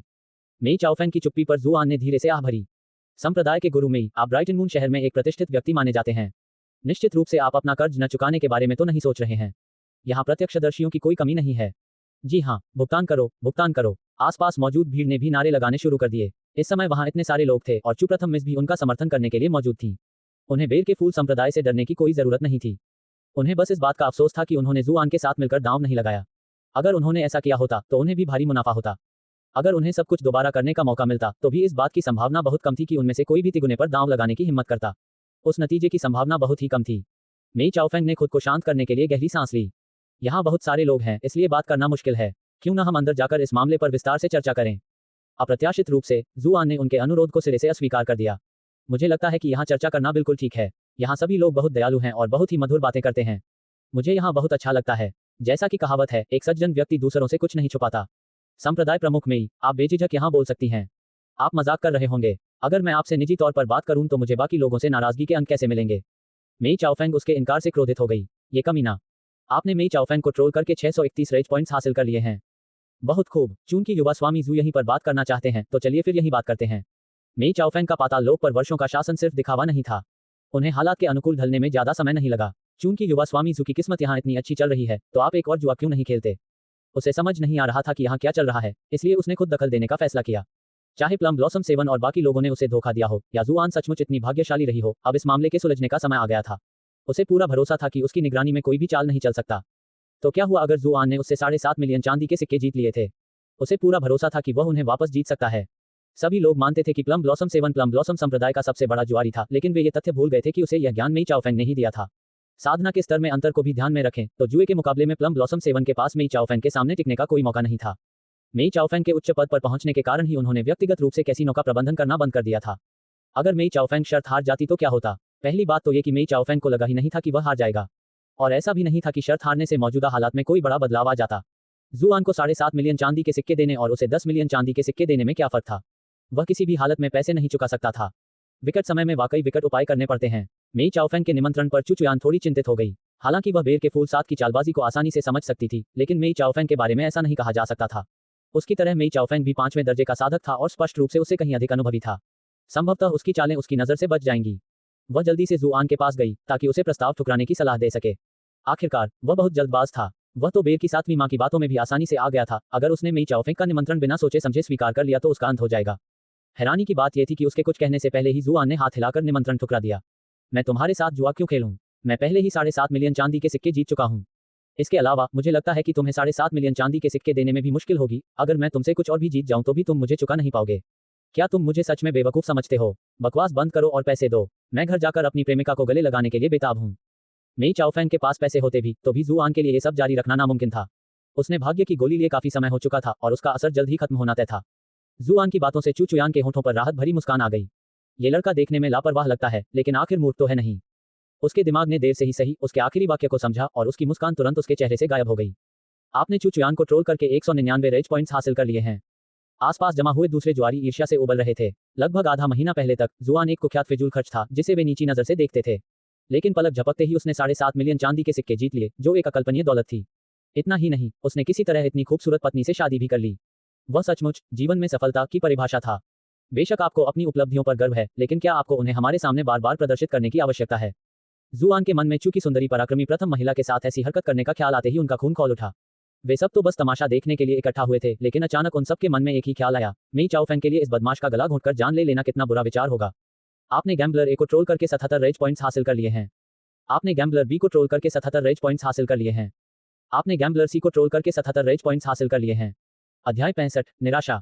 जुआन ने क्रोध अंक प्राप्त करने का भरपूर आनंद उठाया। मेई चाओफेंग के साथ निजी चर्चा से इनकार करने का उनका बुद्धिमानी भरा निर्णय एक बार फिर सिद्ध हुआ। जुआन के चेहरे पर विजयी भाव देखकर मेई चाओफेंग गुस्से से दांत पीसने लगा। महज 1 महीने पहले ये निकम्मा मेरे सामने खड़े होने लायक भी नहीं था। मेरे माथा भी इसे सम्मानपूर्वक सिर झुकाने पर मजबूर कर देते थे। महज कुछ ही दिनों के भीतर वह न केवल मेरे सामने बराबरी के तौर पर खड़ा है, बल्कि खुलेआम मुझे धमकी देने की हिम्मत भी कर रहा है। धत तेरे की, मुझे भी जवानी में वेश्यावृत्ति करनी चाहिए थी। आपने मेई चाओफेंग को ट्रोल करके 666 रेज पॉइंट्स हासिल कर लिए हैं। मेई चाओफेंग ने खुद को शांत करने के लिए एक और गहरी सांस ली। ऐसा लग रहा था कि वह आज बार बार ऐसा कर रहा था। उसने अपने अधीनस्थों को इशारा किया, पुरुषों, प्लम ब्लॉसम सेवन को यहाँ लाओ। कुछ देर शांति छाई रही, तभी उसके कुछ गुर्गे प्रकट हुए और बेहद भयभीत प्लम ब्लॉसम सेवन को अपने साथ घसीटते हुए ले आए। मेई चाओफेंग को देखते ही प्लम ब्लॉसम सेवन घुटनों के बल गिर पड़ा और संप्रदाय के गुरु को गले लगा लिया। उसकी आंखों से आंसू और नाक बह रही थी और वह दयनीय स्वर में रोते हुए बोला, गुरुजी, मैंने आपको निराश किया। मुझे उम्मीद नहीं थी कि मैं आपके लिए इतनी बड़ी मुसीबत खड़ी करूंगा। प्लम ब्लॉसम सेवन की ओर देखे बिना उसने अपने सिसकते हुए धर्मपुत्र को एक तरफ धकेल दिया और कठोर स्वर में घोषणा की, पिछला जुआ प्लम ब्लॉसम सेवन की अपनी मर्जी से खेला गया था और इसे हमारे कैसीनो द्वारा आधिकारिक रूप से मंजूरी नहीं दी गई थी। अगर तुम्हें पैसे चाहिए तो उससे ले लो। चूंकि प्लम ब्लॉसम सेवन ने हमारे संप्रदाय के नियमों का उल्लंघन किया है और हमारे संप्रदाय को कलंकित किया है, इसलिए मैं घोषणा करता हूं कि उसे प्लम ब्लॉसम संप्रदाय से स्थायी रूप से निष्कासित किया जाता है। गुरुजी, संप्रदाय प्रमुख, आप मेरे साथ ऐसा व्यवहार नहीं कर सकते। मैंने वर्षों तक आपके लिए कड़ी मेहनत की है। प्लम ब्लॉसम सेवन तुरंत समझ गया कि उसे त्याग दिया गया है और वह बुरी तरह घबरा गया। उसके पास 10,000 चांदी के सिक्के देने की भी क्षमता नहीं थी। 7.5 मिलियन चांदी के सिक्के तो दूर की बात है। वह गुलाम बनकर भी इतनी रकम नहीं जुटा पाता। वह और विरोध करने ही वाला था कि उसके अब पूर्व भाई बन चुके एक व्यक्ति ने उसकी ठोड़ी पर मुक्का मारा, जिससे उसका निचला जबड़ा अपनी जगह से हिल गया। इससे वह और कुछ बोल नहीं पाया। प्लम ब्लॉसम सेवन की दयनीय हालत देखकर पूरा कैसीनो सन्नाटे में डूब गया। अचानक सबको याद आया कि सिल्वर हुक कैसीनो एक ऐसे गुप्त संगठन द्वारा चलाया जाता था जिसने अनगिनत निर्दोष लोगों की बेरहमी से हत्या की थी। जुआन की आंखें सिकुड़ गईं। लगता है ये बंदा सफाई करने में काफी माहिर है। फिर भी मेरे पैसे लेकर भागना इतना आसान नहीं है। संप्रदाय के गुरु मेई, क्या आप यहाँ सबको मूर्ख समझते हैं? जुआन ने कहा, प्लम ब्लॉसम सेवन आपका धर्मपुत्र और सहायक है और यह कैसीनो आपके प्लम ब्लॉसम संप्रदाय का व्यवसाय है। फिर भी जब आप पैसे हारते हैं तो आप दोनों को स्वीकार करने से इनकार करते हैं। इस प्रदर्शन के बाद भविष्य में आपके कैसीनो में कौन आने की हिम्मत करेगा? बिल्कुल सही, बिल्कुल सही। आसपास मौजूद भीड़ ने आपस में फुसफुसाकर सहमति जताई। किसी भी कैसीनो के लिए सबसे महत्वपूर्ण चीज उसकी विश्वसनीयता होती है, और जिस कैसीनो में विश्वसनीयता की कमी होती है, उसका बंद होना तय होता है। अगर प्लम ब्लॉसम संप्रदाय चू कबीले के समर्थन वाले व्यक्ति के साथ किए गए समझौते का भी सम्मान नहीं करता, तो ये समझना मुश्किल नहीं था कि जब वे अंततः धनवान हो जाएंगे तो उन जैसे शक्तिहीन व्यक्तियों का क्या होगा। मेई चाओफेंग ने जुआन की धमकी पर ठंडी मुस्कान बिखेरी। मैं तुम्हें साफ साफ बता दूं कि मैं आज ही तुम्हारा पैसा ले लूंगी। मैं बाकी सभी ग्राहकों को उनकी कमाई का सारा पैसा खुशी खुशी दे दूंगी। पूरे ब्राइटन मून शहर में तुम अकेली ऐसी ग्राहक होगी जिसे मैं एक भी पैसा नहीं दूंगी। भला तुम क्या कर सकती हो? हाँ, तेरे जैसे निकम्मे मुझसे लड़ना चाहते हो। कोई पक्षी चाहे कितनी भी कोशिश कर ले, ऊंची डाल पर नहीं उड़ सकता। मैंने सालों से हर तरह के तूफान झेले हैं। तेरे जैसे नासमझ बच्चे भला मेरा क्या बिगाड़ सकते हैं? क्या आपको लगता है कि दुनिया में सिर्फ समझदार लोग ही हैं? ठीक है, तो मैं आपको दुनिया का कपटी पक्ष दिखा देता हूँ।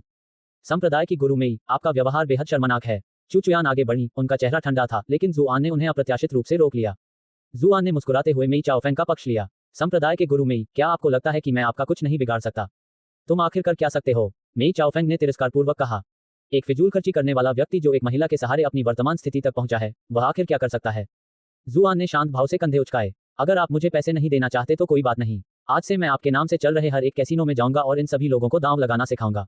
मैं ये सुनिश्चित करूंगा कि उनमें से हर एक हर राउंड जीते। आप लोग इसके बारे में क्या सोचते हैं? उन शब्दों ने जुआरियों में तुरंत जोश भर दिया और उनका उत्साह तेजी से बाहर मौजूद दर्शकों तक फैल गया।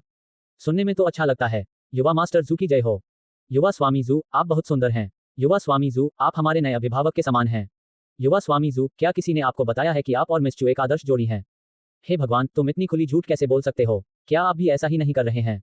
अल्पविराम। जैसा कि प्राचीन विद्वानों ने कहा था, धन में 50% की वृद्धि के लिए एक व्यक्ति जोखिम उठाने को तैयार होगा, अपने धन को दोगुना करने के लिए एक व्यक्ति सभी सामाजिक मानदंडों को त्यागने को तैयार होगा, अपनी संपत्ति को 4 गुना करने के लिए एक व्यक्ति कोई भी अपराध करने को तैयार होगा, यहाँ तक कि हत्या भी। जुए की मेज पर कमाई जा सकने वाली दौलत अथाथी जुआन इसका जीता जागता सबूत था। एक ही दौर में उसने अपनी दौलत को 150 गुना बढ़ा दिया था। ऐसे मौके पर भला कौन अपना संयम बरकरार रख सकता था। इनमें से कई जुआरी ऐसे लोग थे जो पैसों के लिए जान देने को भी तैयार थे। अगर बेरफूल संप्रदाय ने हर किसी की जीती हुई रकम रोक ली तो ये जुआरी निस्संदेह एकजुट होकर दंगा कर बैठेंगे, चाहे बेरफूल संप्रदाय कितना भी शक्तिशाली क्यों न हो। बेरफूल संप्रदाय के लिए ऐसी चुनौती का सामना करना नामुमकिन था। मेई चाओफेंग जुआन के शब्दों में छिपी धमकी को समझ गया। उसका चेहरा घबराहट से भर गया। क्या तुम सच में हर राउंड जीत सकते हो? जुआन ने एक बार फिर बेपरवाही से कंधे उचका दिए। आज मैं तुमसे 7.5 मिलियन चांदी के सिक्के जीत चुका हूं। तुम्हारा क्या ख्याल है? आज से मुझे जुए का देवता कहो। अपार धन दौलत के लालच में अंधे होकर आसपास मौजूद भीड़ ने बेशर्मी से उसकी चापलूसी करते हुए उसकी पूजा की। जुआ के देवता, जुआ के देवता, जुआ के देवता। अल्पविराम। जुआन ने अपनी आंखें बंद कर लीं और कौवे की जयकार का आनंद लिया। बस एक उपयुक्त पृष्ठभूमि संगीत की कमी थी जो उसकी महानता को और भी निखार सके। मेई चाओफेंग के गाल अनियंत्रित रूप से फड़कने लगे। उसे समझ नहीं आ रहा था कि जुआन ने ये कैसे किया, लेकिन उसके आत्मविश्वास भरे लहजे से लग रहा था कि उसकी जीतें किस्मत की बात नहीं थी। उनकी जीत को महज संयोग बताकर उचित ठहराने का कोई तर्कसंगत तरीका नहीं था, और न ही यह संभव था कि कोई व्यक्ति इतना भाग्यशाली हो सके। अगर यह आदमी दूसरे जुआरियों का नेतृत्व करके अपने दूसरे कैसीनो में भी तबाही मचाता तो उसका कारोबार पूरी तरह बर्बाद हो जाता। लेकिन मुआवजा देना भी कोई विकल्प नहीं था। ये 7.5 मिलियन चांदी के सिक्के थे, सिर्फ 75,000 नहीं। वह सचमुच एक दुविधा में फंस गया था। तभी प्रवेश द्वार के पास हंगामा मच गया। एक तरफ हट जाओ, एक तरफ हट जाओ। सुनहरे कवच पहने एक युवक के नेतृत्व में सैनिकों का एक दस्ता अंदर घुस आया।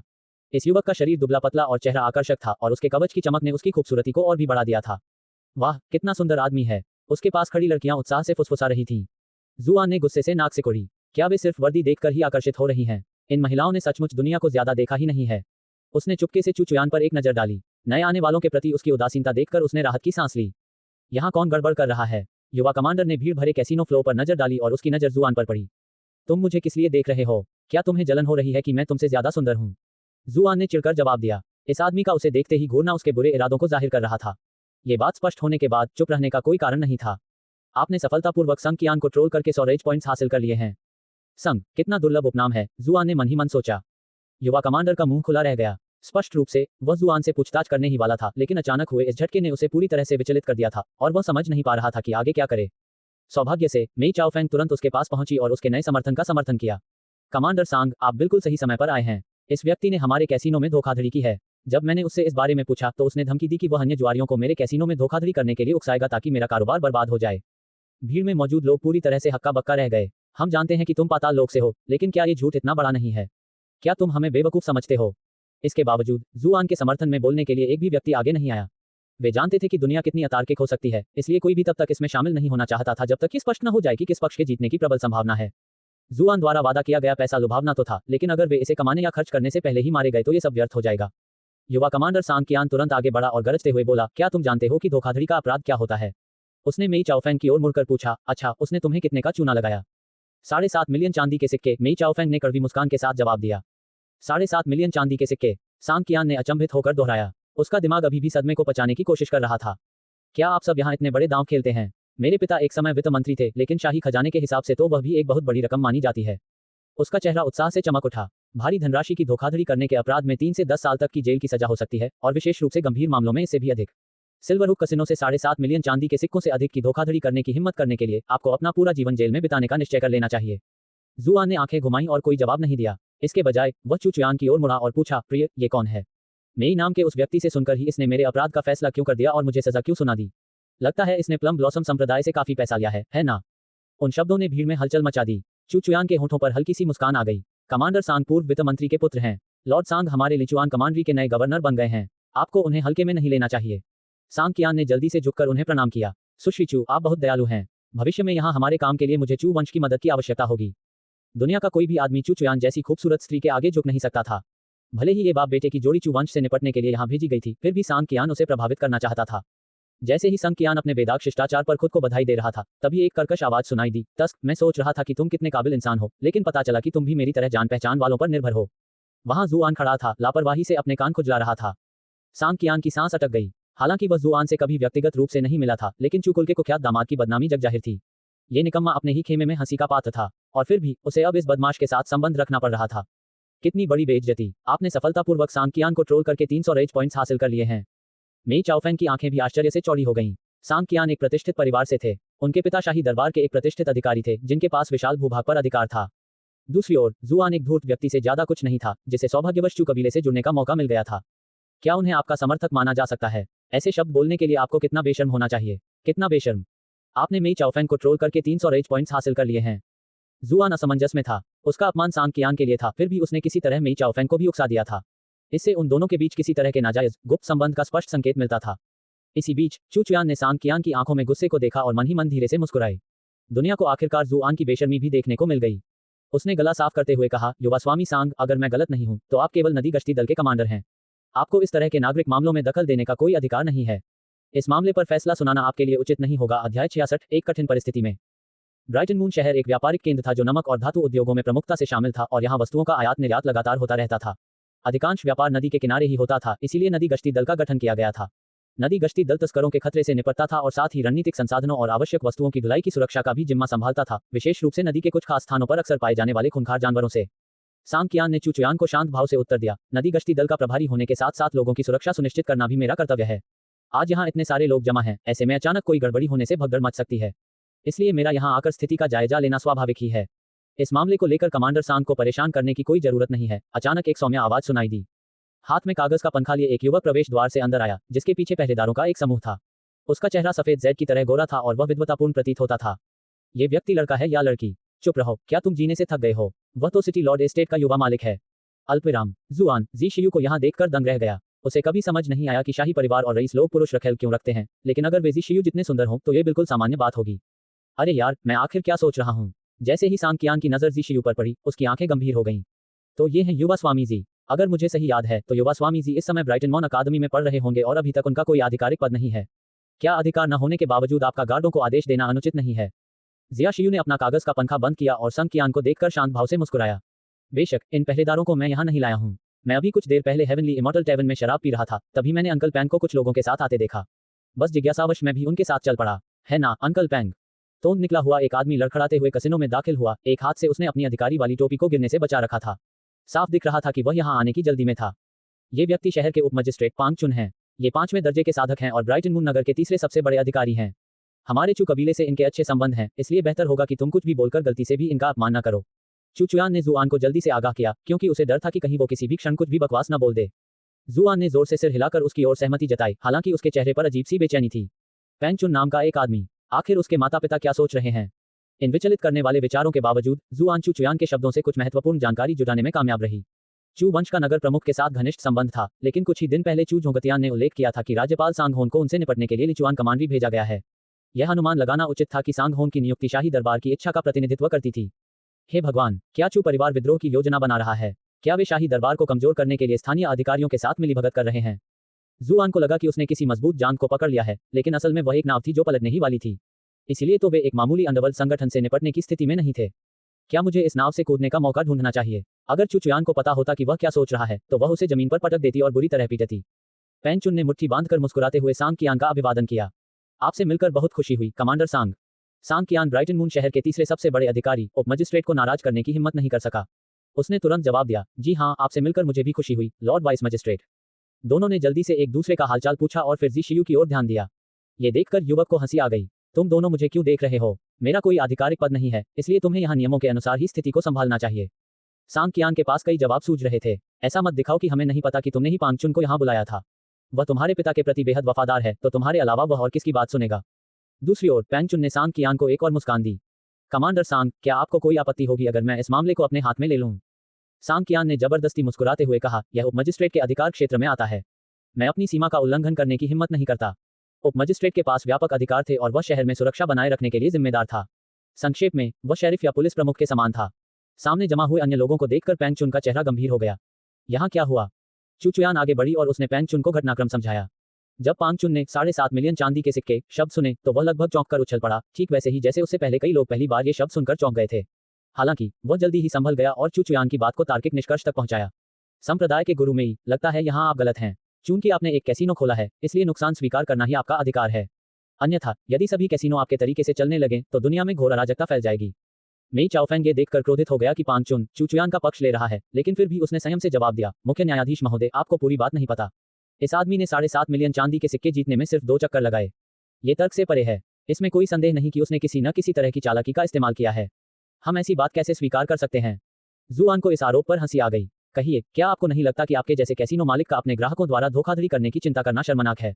क्या इससे आपकी कुशलता में कमी दिखती है या फिर आप सरासर बेशर्म हैं? तुम, मेई चाओफेंग ने गुस्से से जुआन की ओर उंगली उठाई। अगर हम दोनों अकेले होते तो मैं इस तुच्छ कीड़े को अपनी एक उंगली से ही कुचल देता। धत्तेरे की, आपने मेई चाओफेंग को ट्रोल करके 499 रेज पॉइंट्स हासिल कर लिए हैं। पेंग चुन ने जुआन की बात से सहमति जताई। संप्रदाय के गुरु मेई चुन की आप दावा करते हैं कि जुआन ने धोखा दिया है, तो क्या आपके पास अपने बयान को साबित करने के लिए कोई सबूत है? ये पहली बार था जब जुआन को अपने से वरिष्ठ अधिकारी का समर्थन प्राप्त करने का सौभाग्य मिला था। बोले गए हर शब्द उसके पक्ष में थे, हालांकि इस बार वह वास्तव में तर्क के पक्ष में था। मेई चाओफेंग ने जवाब देने से पहले थोड़ा हिचकिचाया। मेरे पास कोई सबूत नहीं है। मैं पहले वहां मौजूद नहीं थी। इसके अलावा जुआन मिस चू के साथ यहां आई थी। मिस चू 5वीं श्रेणी की साधिका हैं और कैसीनो में मौजूद हमारे आदमियों को यह पता नहीं चल पाता कि उन्होंने कोई चाल चलने की कोशिश की थी। उसके इस झूठे आरोप पर चू चुयान का चेहरा गुस्से से लाल हो गया। क्या तुम ये कहना चाह रहे हो कि मैं धोखेबाज हूं? चून की दोनों पक्षों के बीच पहले ही अनबन हो चुकी थी, इसलिए मेई चाओफेंग को चू परिवार को नाराज करने में कोई हिचक नहीं थी। खैर, ये कहना मुश्किल है। आखिर वह तुम्हारा पति है। कौन जाने तुम दोनों मिलकर मुझे धोखा देने की साजिश रच रहे हो। हमारा चू वंश इस तरह की बदनामी बर्दाश्त नहीं करेगा। मैं तुम्हें द्वंद्व युद्ध के लिए चुनौती देती हूँ। उसकी आवाज के लहजे ने वातावरण से सारी गर्माहट सोख ली। मेई चाओफेंग पीछे हटने को तैयार नहीं थी। मैंने चू वंश का सम्मान करते हुए अब तक आपसे आदरपूर्वक बात की है। मेरी इस बात को कमजोरी मत समझो। जैसे जैसे संघर्ष बढ़ता गया, जुआन अपनी उत्तेजना को मुश्किल से रोक पा रहा था। वह एक अविश्वसनीय द्वंद्व युद्ध देखने के लिए बेताब था। वह ये देखने के लिए उत्सुक था कि 5वें स्तर के साधक आपस में कैसे भिड़ते हैं, ताकि भविष्य में किसी एक से मुकाबला करते समय वह अपनी बेहतर सुरक्षा कैसे कर सके। जहां तक इस बात का सवाल है कि क्या द्वंद्व युद्ध में चू चुयान को चोट लगेगी, सच कहूं तो उन्हें इसकी बिल्कुल भी चिंता नहीं थी। शिशियू और उप मजिस्ट्रेट दोनों यहां मौजूद थे और ब्राइटन मून शहर अभी भी चू कबीले की जागीर थी। चू झोंगतियान किसी भी हालत में अपनी बेटी को यहां प्रताड़ित नहीं होने देंगे। इन सब के अलावा उन्हें ब्राइटन मून अकादमी का भी समर्थन प्राप्त था। ये स्पष्ट था कि मेई चाओफेंग गंभीर नुकसान में थी। जिया शियू ने स्थिति को शांत करने के लिए आगे बढ़कर यही क्षण चुना। कृपया शांत हो जाए और मुझे न्याय की बात कहने दीजिए। जैसा कि ब्राइटन मून शहर में सभी जानते हैं, चू कबीले ने हमेशा से अपने सदस्यों को जुआ खेलने से सख्ती से मना किया है। सभी की निगाहें तुरंत जुआन पर टिक गईं, जिससे जी शियू कुछ पल के लिए अवाक रह गया। हालांकि उसने तुरंत एक तर्कसंगत बहाना बना लिया। खैर, जुआन ने कुछ समय पहले ही चू वंश में विवाह किया है, इसलिए हो सकता है कि वह उनके नियमों से अपरिचित हो। लेकिन मुझे विश्वास है कि ब्राइटन मून शहर में हर कोई जानता है कि चू की प्रथम महिला किस प्रकार की है। सचमुच, चू फर्स्ट मिस भला कैसे धोखा दे सकती है? संप्रदाय के गुरु मेई, आपका भुगतान करने से इनकार करना एक बात है, लेकिन आप मिस चू पर भी झूठे आरोप लगाने जैसी घटिया हरकत कैसे कर सकते हैं? बिल्कुल, मिस चू कभी भी ऐसे घिनौने हथकंडे नहीं अपनाएंगी। अल्पविराम। भीड़ से आए एक स्वर ने शिशियू का समर्थन किया। जुआन अपनी पत्नी की अपार लोकप्रियता देखकर हैरान रह गया। मुझे उम्मीद नहीं थी कि इतने सारे लोग उसे पसंद करेंगे। लगता है मेरी स्थिति डामाडोल है। जिया शियू ने भीड़ को शांत करने के लिए हाथ उठाया और फिर बोलना जारी रखा। और जैसा कि सब जानते हैं, मुझ में कोई खास शक्ति नहीं है और मैं अपना दिन आलस में बिताता हूं। मैं किसी और क्षेत्र में ज्ञान का दावा करने की हिम्मत नहीं करता, लेकिन जुए से संबंधित मामलों में मैं निपुण हूं। मेरी जानकारी के अनुसार कैसीनो में इस्तेमाल होने वाले सभी उपकरण विशेष रूप से रून मास्टर्स द्वारा उत्कीर्ण किए जाते हैं, ताकि साधक अपनी की ऊर्जा का उपयोग करके परिणामों में हेरफेर न कर सकें। यह कहना गलत है कि मिस चू ने धोखा दिया सिर्फ इसलिए कि उनकी साधना शक्ति अधिक है। घटनाक्रम को देखते हुए सांग कियान को इस बात पर भी गुस्सा आ रहा था कि मेई चाओफेंग ने सभी बातों में से चू चुयान का नाम क्यों बदनाम किया। ऐसी स्थिति में उसके पास बोलने के अलावा कोई चारा नहीं था। बिल्कुल, मैं अपनी जान की कसम खाकर कह सकता हूं कि चू प्रथम महिला भी धोखा नहीं देगी। वह इससे पहले कि सांग कियान अपना वाक्य पूरा कर पाती, जुआन ने सोच विचार करते हुए बुदबुदाया, प्रिय, अगर तुम अभी यह मान लो कि तुम धोखा दे रही थी, तो क्या हम उस आदमी को आत्महत्या करने के लिए मजबूर कर पाएंगे? झींगुरों की आवाज सुनाई दे रही थी। संग कियान, शिशियू, पांग चुन और मेई चाओफेंग सभी उसे घूर रहे थे। उनके चेहरे पर अविश्वास से लेकर घोर क्रोध तक के भाव थे। ये तो बस एक मुहावरा है, क्या आप सचमुच इसे सच मान रहे हैं? ये क्या बकवास है? चू परिवार ने आखिर किस तरह का दामाद अपने घर में भर्ती कराया है? आपने सफलतापूर्वक सांग कियान को ट्रोल करके 213 रेज पॉइंट्स हासिल कर लिए हैं। चू चुयान का चेहरा भी गुस्से से लाल हो गया था। चुप रहो, बकवास मत करो। सांग कियान ने जुआन की बात अनसुनी करने का नाटक किया और आगे बढ़ने की कोशिश की। रुको, मैं पहले कहाँ थी? धिक्कार है उस आदमी पर। मिस चू कभी धोखा नहीं देंगी, लेकिन जहां तक युवा मास्टर जू की बात है, मुझे विश्वास है कि शहर में हर कोई उनके व्यक्तित्व के साथ साथ उनकी प्रतिभा से भी परिचित है। उनके लिए यहाँ 2 राउंड में 7.5 मिलियन चांदी के सिक्के जीतना असंभव है। इससे केवल एक ही संभावना बचती है, उन्होंने कैसीनो से पैसे हड़पने के लिए प्लम ब्लॉसम सेवन को पहले ही रिश्वत दे दी है। सांग कियान ने लगभग खुलेआम ये कहने से परहेज किया था कि जुआन एक घटिया इंसान है। मेई चाओफेंग की आंखें चमक उठीं। उनके पहले के आरोप में कई खामियां थीं, लेकिन सांग कियान की दलील ने यह साबित कर दिया कि जुआन ने 7.5 मिलियन चांदी के सिक्के हासिल करने के लिए अवैध तरीकों का इस्तेमाल किया था। इतना ही नहीं, इससे जुआन पर पलटवार करने और आक्रामक रुख अपनाने का एक बेहतरीन मौका मिल गया। राजधानी से आए व्यक्ति से यही उम्मीद थी। क्या गजब की चालाकी थी। वो किनारे से सब कुछ देख रहे प्लम ब्लॉसम सेवन बुरी तरह डर गए थे। उन्होंने कभी सोचा भी नहीं था कि उन्हें इस तमाशे में घसीटा जाएगा। दुर्भाग्य से उनका निचला जबड़ा टूट चुका था, इसलिए वे अपना बचाव करने में असमर्थ थे। पाह पाह पाह, धीमी तालियों की गूंज सुनाई दी। सबकी निगाहें आवाज के स्रोत की ओर मुड़ गईं और पता चला कि यह जुआन थी। कमांडर सांग, क्या आप सिल्वर हुक कसिनो के पीछे के सरगनाओं में से एक हो सकते हैं? सांग कियान का चेहरा तुरंत गुस्से से लाल हो गया। तुम ये क्या बकवास कर रहे हो? राज दरबार के एक अधिकारी पर मानहानि का आरोप लगाना एक गंभीर अपराध है। आपने सफलतापूर्वक संग कियान को ट्रोल करके 200 रेज पॉइंट्स हासिल कर लिए हैं। अगर आप सिल्वर हुक कसिनो के मालिकों में से एक नहीं हैं, तो जब से आपने यहाँ कदम रखा है, तब से आपने उनके लिए बोलना क्यों नहीं बंद किया है? जुआन ने पूछा। सांग कियान ने ठंडी सांस ली। मैं यहाँ मौजूद तथ्यों के आधार पर बस एक तार्किक निष्कर्ष निकाल रही हूँ। जैसा कि आपने कहा, यह सिर्फ एक अनुमान है। तो जिस तरह से आप मेई चाओफेंग का समर्थन कर रहे हैं, उसके आधार पर मैं ये तार्किक निष्कर्ष निकाल रहा हूँ कि आप प्लम ब्लॉसम संप्रदाय के साथ मिलीभगत कर रहे हैं। क्या मेरे इस अनुमान को सबूत के तौर पर पेश किया जा सकता है? संग कियान ने अपना चेहरा दूसरी तरफ मोड़ लिया। तुम्हारे जैसे व्यक्ति से बहस करने का मेरा कोई इरादा नहीं है। आपने सफलतापूर्वक संग कियान को ट्रोल करके 100 रेज पॉइंट्स हासिल कर लिए हैं। सांग कियान धीरे धीरे शांत हो रहा था। उनकी सामाजिक स्थिति में इतना अंतर होने के कारण सार्वजनिक रूप से जुआन से बहस करना उसके लिए उचित नहीं था। जुआन ने उसे जाने दिया और इसके बजाय मोटे ताजे पांगचुन की ओर मुड़ी। मुख्य न्यायाधीश महोदय, ऐसे मामलों से निपटने के आपके वर्षों के अनुभव के आधार पर मुझे विश्वास है कि आपको इस मामले में स्पष्ट जानकारी होगी। सांग कियान ने जवाब दिया, भगवान पांग, कृपया किसी अन्य व्यक्ति की धमकियों को अपने निर्णय को प्रभावित न करने दें। ये पांगचुन खुद को एक मुश्किल स्थिति में फंसा हुआ पाया। उसके माथे से पसीने की बूंदें गिर रही थीं। बेशक मौजूदा स्थिति एकदम स्पष्ट थी। हालांकि प्लम ब्लॉसम संप्रदाय पिछले कुछ वर्षों से शहर के विभिन्न प्रशासनिक विभागों को दान दे रहा था और उनके समर्थकों का पता लगाना मुश्किल था। चूंकि सांग कियान पहले से ही खुले तौर पर प्लम ब्लॉसम संप्रदाय का समर्थन कर रही थी, तो क्या इसका मतलब ये हो सकता है कि प्लम ब्लॉसम संप्रदाय को सांग हॉन के अलावा किसी और का समर्थन प्राप्त था? अध्याय 67 जीशियू के सिद्धांत। जाहिर सी बात है, नगर प्रमुख के पुत्र और प्रथम सुश्री चू की मौजूदगी में वह चाहे जो भी फैसला लें, किसी न किसी पक्ष को नाराज करना तय था। इस स्थिति से निपटना उनके लिए सिरदर्द बन रहा था। बाहर से आती घोड़ों की सरपट दौड़ की आवाज से उसे थोड़ी राहत मिली। संग कियान और मेई चाओफेंग दोनों की आंखों में एक चमक कौंध गई। पूरे ब्राइटन मून शहर में घुड़सवार सेना को नियंत्रित करने वाली एकमात्र शक्ति चू वंश थी। घोड़ों की लगाम खींचते ही उनके खुरों की आवाज थम गई। धातु के टावर जैसी कदकाठी वाला एक लंबा चौड़ा व्यक्ति कसिनो में दाखिल हुआ। उसके पीछे पीछे सुनहरे कवच और लाल चोगे पहने सैनिकों का एक समूह चल रहा था। उनकी आंखों में एक ऐसी तीक्ष्णता थी जो दूसरों को उनसे दूर रखती थी। कसिनो में प्रवेश करते ही वे दो पंक्तियों में बंध गए और किनारों पर खड़े होकर सबको घेर लिया। उनके तेज और सुनियोजित कदमों ने माहौल को गंभीर और भारी बना दिया। ये चू कबीले की लाल चोगा सेना है। ये नदी गश्ती दल के सैनिकों की तुलना में कहीं अधिक दुर्जय दिखते हैं। चुप रहो, शांत हो जाओ। क्या तुम सचमुच जीने से थक गए हो? अल्पविराम। भीड़ की फुसफुसाहट सुनकर सांग कियान के गाल फड़क उठे। वह आगे बढ़ा और ऊंची आवाज में बोला, यू शान, तुम क्या कर रहे हो? बिना किसी वैध कारण के चू वंश अपनी निजी सेना जुटाने की हिम्मत कैसे कर सकता है? क्या तुम विद्रोह की साजिश रच रहे हो? हालांकि सांग कियान को हाल ही में नियुक्त किया गया था, फिर भी वह चू कबीले की रेड क्लॉक आर्मी के नेता को पहचानने में सक्षम था। हमें खबर मिली थी कि हमारी प्रथम महिला को परेशान किया जा रहा है, इसलिए हम उनकी रक्षा के लिए आए हैं। क्या हमारे चू कबीले को अपने कबीले के सदस्यों की सुरक्षा सुनिश्चित करने का पूरा अधिकार नहीं है? युए शान ने ठंडे लहजे में जवाब दिया। वह चू चुयान के पास गया और आदरपूर्वक झुककर बोला, प्रथम मिस को मेरा प्रणाम। घटनाक्रम ने जुआन के उत्साह को और बढ़ा दिया। अगर वह ऐसी स्थिति में मुझे युवा मालिक कहकर पुकारे तो कितना अच्छा होगा। वह बेसब्री से यूशान के अभिवादन का इंतजार कर रहा था, लेकिन यूशान ने केवल संकोच भरी नजरों से उसकी ओर देखा और बिना कुछ कहे मुंह फेर लिया। ऐसा लगा जैसे यूशान उसकी उपस्थिति को नजरअंदाज कर रहा हो।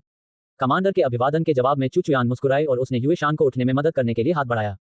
औपचारिकताओं के आदान प्रदान के बाद यूशान ने तुरंत मुद्दे पर आते हुए कहा, प्रथम महोदया, गुरुजी ने कहा है कि हमारा चू वंश चाहे कितना भी कमजोर क्यों न हो गया हो, हम किसी भी गुप्त संगठन को हमें धमकाने की छूट नहीं देंगे। बस आप आज्ञा दीजिए, हम आज ही बेर के फूल संप्रदाय का सफाया कर देंगे।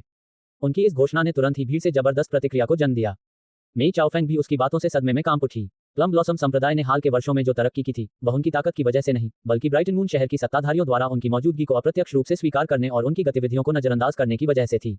हालांकि अगर उनके बीच अनबन हो जाती है, तो उसके जैसा एक अंडरवर्ल्ड संगठन का मुखिया, भले ही उसे कुछ उच्च अधिकारियों का समर्थन प्राप्त हो, किसी राजसी परिवार का मुकाबला नहीं कर सकता। इस तथ्य को एक तरफ रखते हुए कि ब्राइटन मून ड्यूक 8वें दर्जे का साधक था, अकेले चू कबीले की रेड क्लॉक आर्मी ही पूरे प्लम ब्लॉसम संप्रदाय को नष्ट करने के लिए काफी थी। उसके पास सांग कियान से मदद मांगने के अलावा कोई विकल्प नहीं था। इस मामले में चू कबीले के इतने निर्णायक रवैये को देखकर सांग कियान भी अचंभित रह गई और उसे समझ नहीं आ रहा था कि उसे क्या रुख अपनाना चाहिए। अपने विरोधियों की प्रतिक्रिया देखकर जुआन बेहद उत्साहित हो गया। चू वंश का सहारा लेना उसका सही फैसला था। अपने संपर्कों का इस्तेमाल करके दूसरों पर अत्याचार करना उसे वाकई अच्छा लग रहा था। वह इस डूबते जहाज को छोड़ने के अपने पहले के विचार को भी भूल गया। अंत में पेंगचुन ने सबसे पहले बोलना शुरू किया। उन्होंने हल्की खांसी करते हुए कहा, चू परिवार का यहाँ के प्रशासन के मामलों में दखल देना उचित नहीं लगता। उन शब्दों ने सांग कियान को उसके भ्रम से जगा दिया और उसने जल्दी से कहा, सचमुच क्या चू वंश विद्रोह करने की योजना बना रहा है? चू चुयान ने व्यंग्य भरे लहजे में आगे बढ़कर कहा, क्या किसी गुप्त संगठन का सफाया करना विद्रोह माना जाता है? मैं आपसे विनती करती हूं कि अपने शब्दों पर ध्यान दें। अगर नहीं, तो मेरे पास चू वंश को जानबूझकर बदनाम करने के अलावा कोई विकल्प नहीं होगा। चू वंश की प्रथम महिला द्वारा अपना रुख स्पष्ट कर दिए जाने के बाद चू वंश के सैनिकों ने अपनी तलवारों के मूठों पर हाथ रख लिए और आदेश मिलते ही अपनी तलवारें निकालने और मैदान खाली करने के लिए तैयार हो गए। सांग कियान डर के मारे घबरा गई। प्लम ब्लॉसम संप्रदाय गुप्त संगठन है या नहीं और उसे किस प्रकार की सजा दी जानी चाहिए, यह नगर प्रमुख को तय करना चाहिए। चू वंश का अपने अधिकार क्षेत्र का उल्लंघन करना नियमों के विरुद्ध है। ठीक है, तो चलिए नियमों का पालन करते हैं। चू चुयान की आंखें एकदम ठंडी हो गईं। किसी ने शहर के बाहरी इलाके में मेरे पति को बिजली का झटका देकर मारने की साजिश रची। उसके तुरंत बाद शहर के बाहर उनकी हत्या का प्रयास किया गया। और अभी हाल ही में किसी ने उनके कर्ज का फायदा उठाकर उनके अंक काटने की कोशिश की। ये सब बेर के फूल संप्रदाय से जुड़े हैं। क्या मैं स्वामी पांग से अनुरोध कर सकती हूँ कि वे मेई चाओफेंग और उनके 13 धर्मपुत्रों के साथ साथ बेर के फूल संप्रदाय के सभी उच्च पदस्थ सदस्यों को गिरफ्तार करें। उनसे गहन पूछताछ की जानी चाहिए ताकि इस मामले में उनकी संलिप्तता का पता लगाया जा सके। वो पैंग चुन असमंजस में पड़ गया। उसने गिड़गिड़ाती निगाहों से जी शियू की ओर देखा। जिया शियू खुद भी असमंजस में था कि इस स्थिति को कैसे संभाला जाए। उसने अफवाहें सुनी थी कि चू कबीले में जुआन को मुश्किल से बर्दाश्त किया जाता है, लेकिन मौजूदा हालात इन अफवाहों को गलत साबित करते दिख रहे थे। दरअसल चू चुयान जुआन के लिए हर हद पार करने को तैयार दिख रही थी। इससे उसे गहरी ईर्ष्या महसूस हुई। हालांकि जुआन के साथ उसकी सौहार्दपूर्ण मित्रता थी, फिर भी वह आखिर एक पुरुष ही था। चू चुयान जैसी खूबसूरत महिला को किसी पुरुष के लिए खड़े होते देख कोई भी पुरुष विचलित हुए बिना नहीं रह सकता था। हालांकि जी शियू ने तुरंत खुद को संभाला। उसका अंतिम लक्ष्य प्रथम मिस चू जैसी किसी परिपूर्ण महिला को अपने जाल में फंसाना नहीं था। आखिरकार कोई महिला कितनी भी परिपूर्ण क्यों न हो, उससे मिलने वाली खुशी कई महिलाओं के हरम से मिलने वाली खुशी के बराबर कभी नहीं हो सकती। कम से कम यही उनके जीवन का सिद्धांत था। वे असाधारण महिलाओं के साथ उलझने से बचते थे क्योंकि इससे उनकी अय्याशी में बाधा ही आती। उन्हें वर्तमान स्थिति पसंद थी, कम प्रसिद्ध खूबसूरत महिलाओं के साथ मौज मस्ती करना और बेफिक्र होकर अपनी मनमर्जी करना। जीवन ऐसा ही होना चाहिए। पैंग चुन जी शियू के निर्देश का इंतजार कर रहा था, लेकिन उसके चेहरे पर दिख रहे अजीब भावों को समझ नहीं पा रहा था। इससे वह असमंजस में पड़ गया कि क्या करे। उनकी चुप्पी देखकर चू चुयान ने एक बार फिर बोलना शुरू किया। अगर लॉर्ड पान को दूसरों को नाराज करने की चिंता है तो मैं अपने आदमियों से उन्हें खुद क्यों न पकड़वाकर मजिस्ट्रेट की अदालत में पेश करवा दूं। सुश्री चू, कृपया शांत हो जाए। पैंग चुन ने एक रुमाल निकाला और अपना माथा पोंछा। पहले हम आपस में बात कर लेते हैं। चू चुयान की गवाही सुनकर संग हॉन की आंखें गंभीर हो गईं। एक राजसी परिवार के सदस्य की हत्या का प्रयास एक गंभीर अपराध था। चूंकि प्रथम महिला और उनके चारों ओर मौजूद लाल चोगा सेना के सदस्यों के घातक इरादे को भांपते हुए वह बेर के फूल संप्रदाय के पक्ष में लापरवाही से बोलने की हिम्मत नहीं कर पा रहा था। ऐसा करने से उसके पिता संकट में पड़ सकते थे। मेई चाओफेंग का दिल बेतहाशा धड़कने लगा। क्या यही मेरा अंत होने वाला है? मन ही मन निर्णय लेते हुए उसकी आंखों में एक क्रूर चमक आ गई। कम से कम मैं उनमें से कुछ को अपने साथ ले जाऊंगा। उसे एक आवाज सुनाई दी। 7.5 मिलियन चांदी के सिक्कों का वचन पत्र लिखो और इस मामले को यहीं समाप्त करो। मेई चाओफेंग समझ गया था कि स्नो चुपके से उसकी आवाज उसे भेज रही है। पता नहीं कैसे वह इस पूरी बातचीत के पीछे का असली कारण भूल गया था। चू कबीला उस पर सख्ती कर रहा था क्योंकि उस पर 7.5 मिलियन चांदी के सिक्के बकाया थे। लेकिन क्या उसके लिए इस तरह का नोट लिखना वाकई सुरक्षित था? मेई चाओफेंग की झिझक को भांपते हुए स्नो ने जल्दी से कहा, क्या तुम मूर्ख हो? अगर तुम वचन पत्र लिखोगे तो तुम्हें भुगतान में देरी करने या बाद में उसे पूरी तरह रद्द करने के तरीके सोचने के लिए समय मिल जाएगा। अगर चू वंश आज तुम्हारे प्लम ब्लॉसम संप्रदाय को नष्ट कर दे तो युवा स्वामी की वर्षों की मेहनत व्यर्थ हो जाएगी। मेई चाओफेंग के माथे पर गहरी शिकन आ गई और उसने जवाब दिया, चू वंश को हम पर फैसला सुनाने का अधिकार नहीं है। अगर उन्होंने यहाँ कुछ करने की हिम्मत की तो राज्यपाल निश्चित रूप से बाद में उन पर कड़ी कार्रवाई करेंगे। मेई चाओफेंग की स्थिति की गंभीरता को न समझ पाने की वजह से स्नो निराश थी।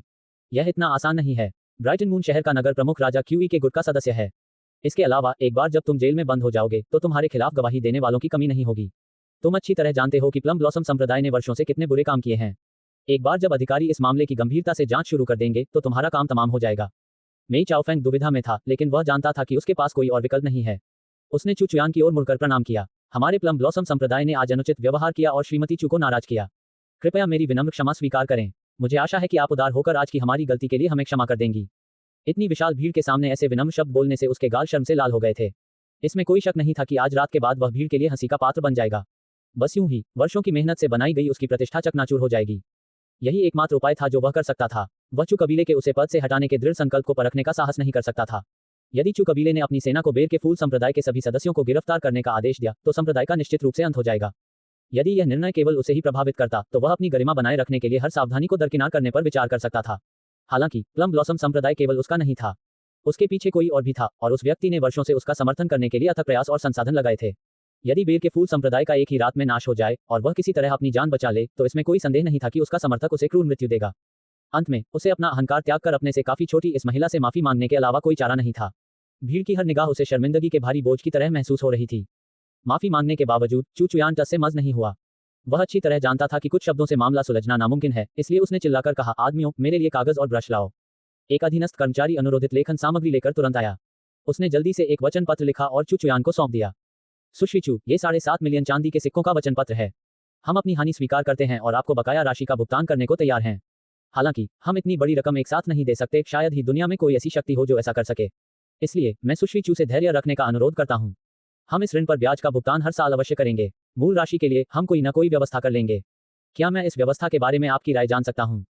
मेई चाओफेंग ने यहाँ एक छोटी सी चाल चली थी। नोट में लिखा था कि पैसा जुआन को देना है, न कि चू परिवार को। हालांकि चू परिवार के कर्ज को चुकाने में चूक करने का उसके पास कोई अच्छा तरीका नहीं था, फिर भी अगर वचन पत्र केवल जुआन के नाम पर होता तो उसके पास कुछ गुंजाइश बच जाती। चू चुयान ने इस बात पर ध्यान दिया, लेकिन इसे अनदेखा कर दिया। चूंकि यह पैसा जुआन ने जीता था, इसलिए उसने जुआन की कमाई को चू परिवार की संपत्ति बताना उचित नहीं समझा। इसलिए उसने जुआन की ओर मुड़कर पूछा, तुम क्या सोचते हो? जुआन को खुशी हुई कि चू चुयान ने उसकी राय मांगी। उसने नोट को पढ़ा और फिर दिखावटी अंदाज में कहा, अरे, अगर सेक्ट मास्टर मेई ने ये पहले किया होता तो यह मामला आसानी से सुलझ जाता। लेकिन तुम्हें तो बस अपनी किस्मत आजमानी थी। लगता है तुम उस तरह के इंसान हो जिसे सबक सीखने से पहले मार खानी पड़ेगी। आपने मेई चाओफेंग को ट्रोल करके 888 रेज पॉइंट्स हासिल कर लिए हैं। मेई चाओफेंग लगभग वहीं खून उगलने लगी। अगर चू वंश न होता तो मैं तुम्हारे जैसे निकम्मे को मुझसे बकवास करने की इजाजत कभी नहीं देती। वह लगभग जुआन को धूल में मिलाने की अपनी तीव्र इच्छा के आगे झुकी गया था, लेकिन चुचुयान और युएशान द्वारा लाई गई लालचोगा सेना पर एक नजर ही उसके लिए अपने गुस्से को दबाने के लिए काफी थी। नोट की और जांच करते हुए जुआन ने पूछा, हम आप सिर्फ ब्याज ही चुकाएंगे? ठीक है, मैं उदार होकर आप पर थोड़ी नरमी बरतूंगा। मैं सालाना सिर्फ 10% ब्याज लूंगा। मुझे उम्मीद है कि यह आपको मंजूर होगा। हाँ, ऐसा ही है, मेई चाओफेंग ने दांत पीसते हुए जवाब दिया। सच कहें तो 10% वार्षिक ब्याज दर बिल्कुल भी अधिक नहीं थी। प्लम ब्लॉसम संप्रदाय द्वारा अपने ऋणों पर लिए जाने वाले उच्च ब्याज की तुलना में 10% की ब्याज दर लगभग नगण्य थी। फिर भी जुआन के मुंह से निकले ये शब्द इतने अटपटे क्यों लग रहे थे? इसके अलावा उसके चेहरे पर दिख रही दया भरी मुस्कान से ऐसा लग रहा था मानो वह किसी भिखारी पर तरस खा रहा हो। आपने मेई चाओफेंग को ट्रोल करके 345 रेज पॉइंट्स हासिल कर लिए हैं। जुआन ने हाथ हिलाकर उसकी सहमति स्वीकार कर ली। चूंकि आप मान गए हैं, तो चलिए ब्याज की गणना अभी कर लेते हैं, ठीक है? 7.5 मिलियन चांदी के सिक्कों का 10% 7,50,000 चांदी के सिक्के होते हैं।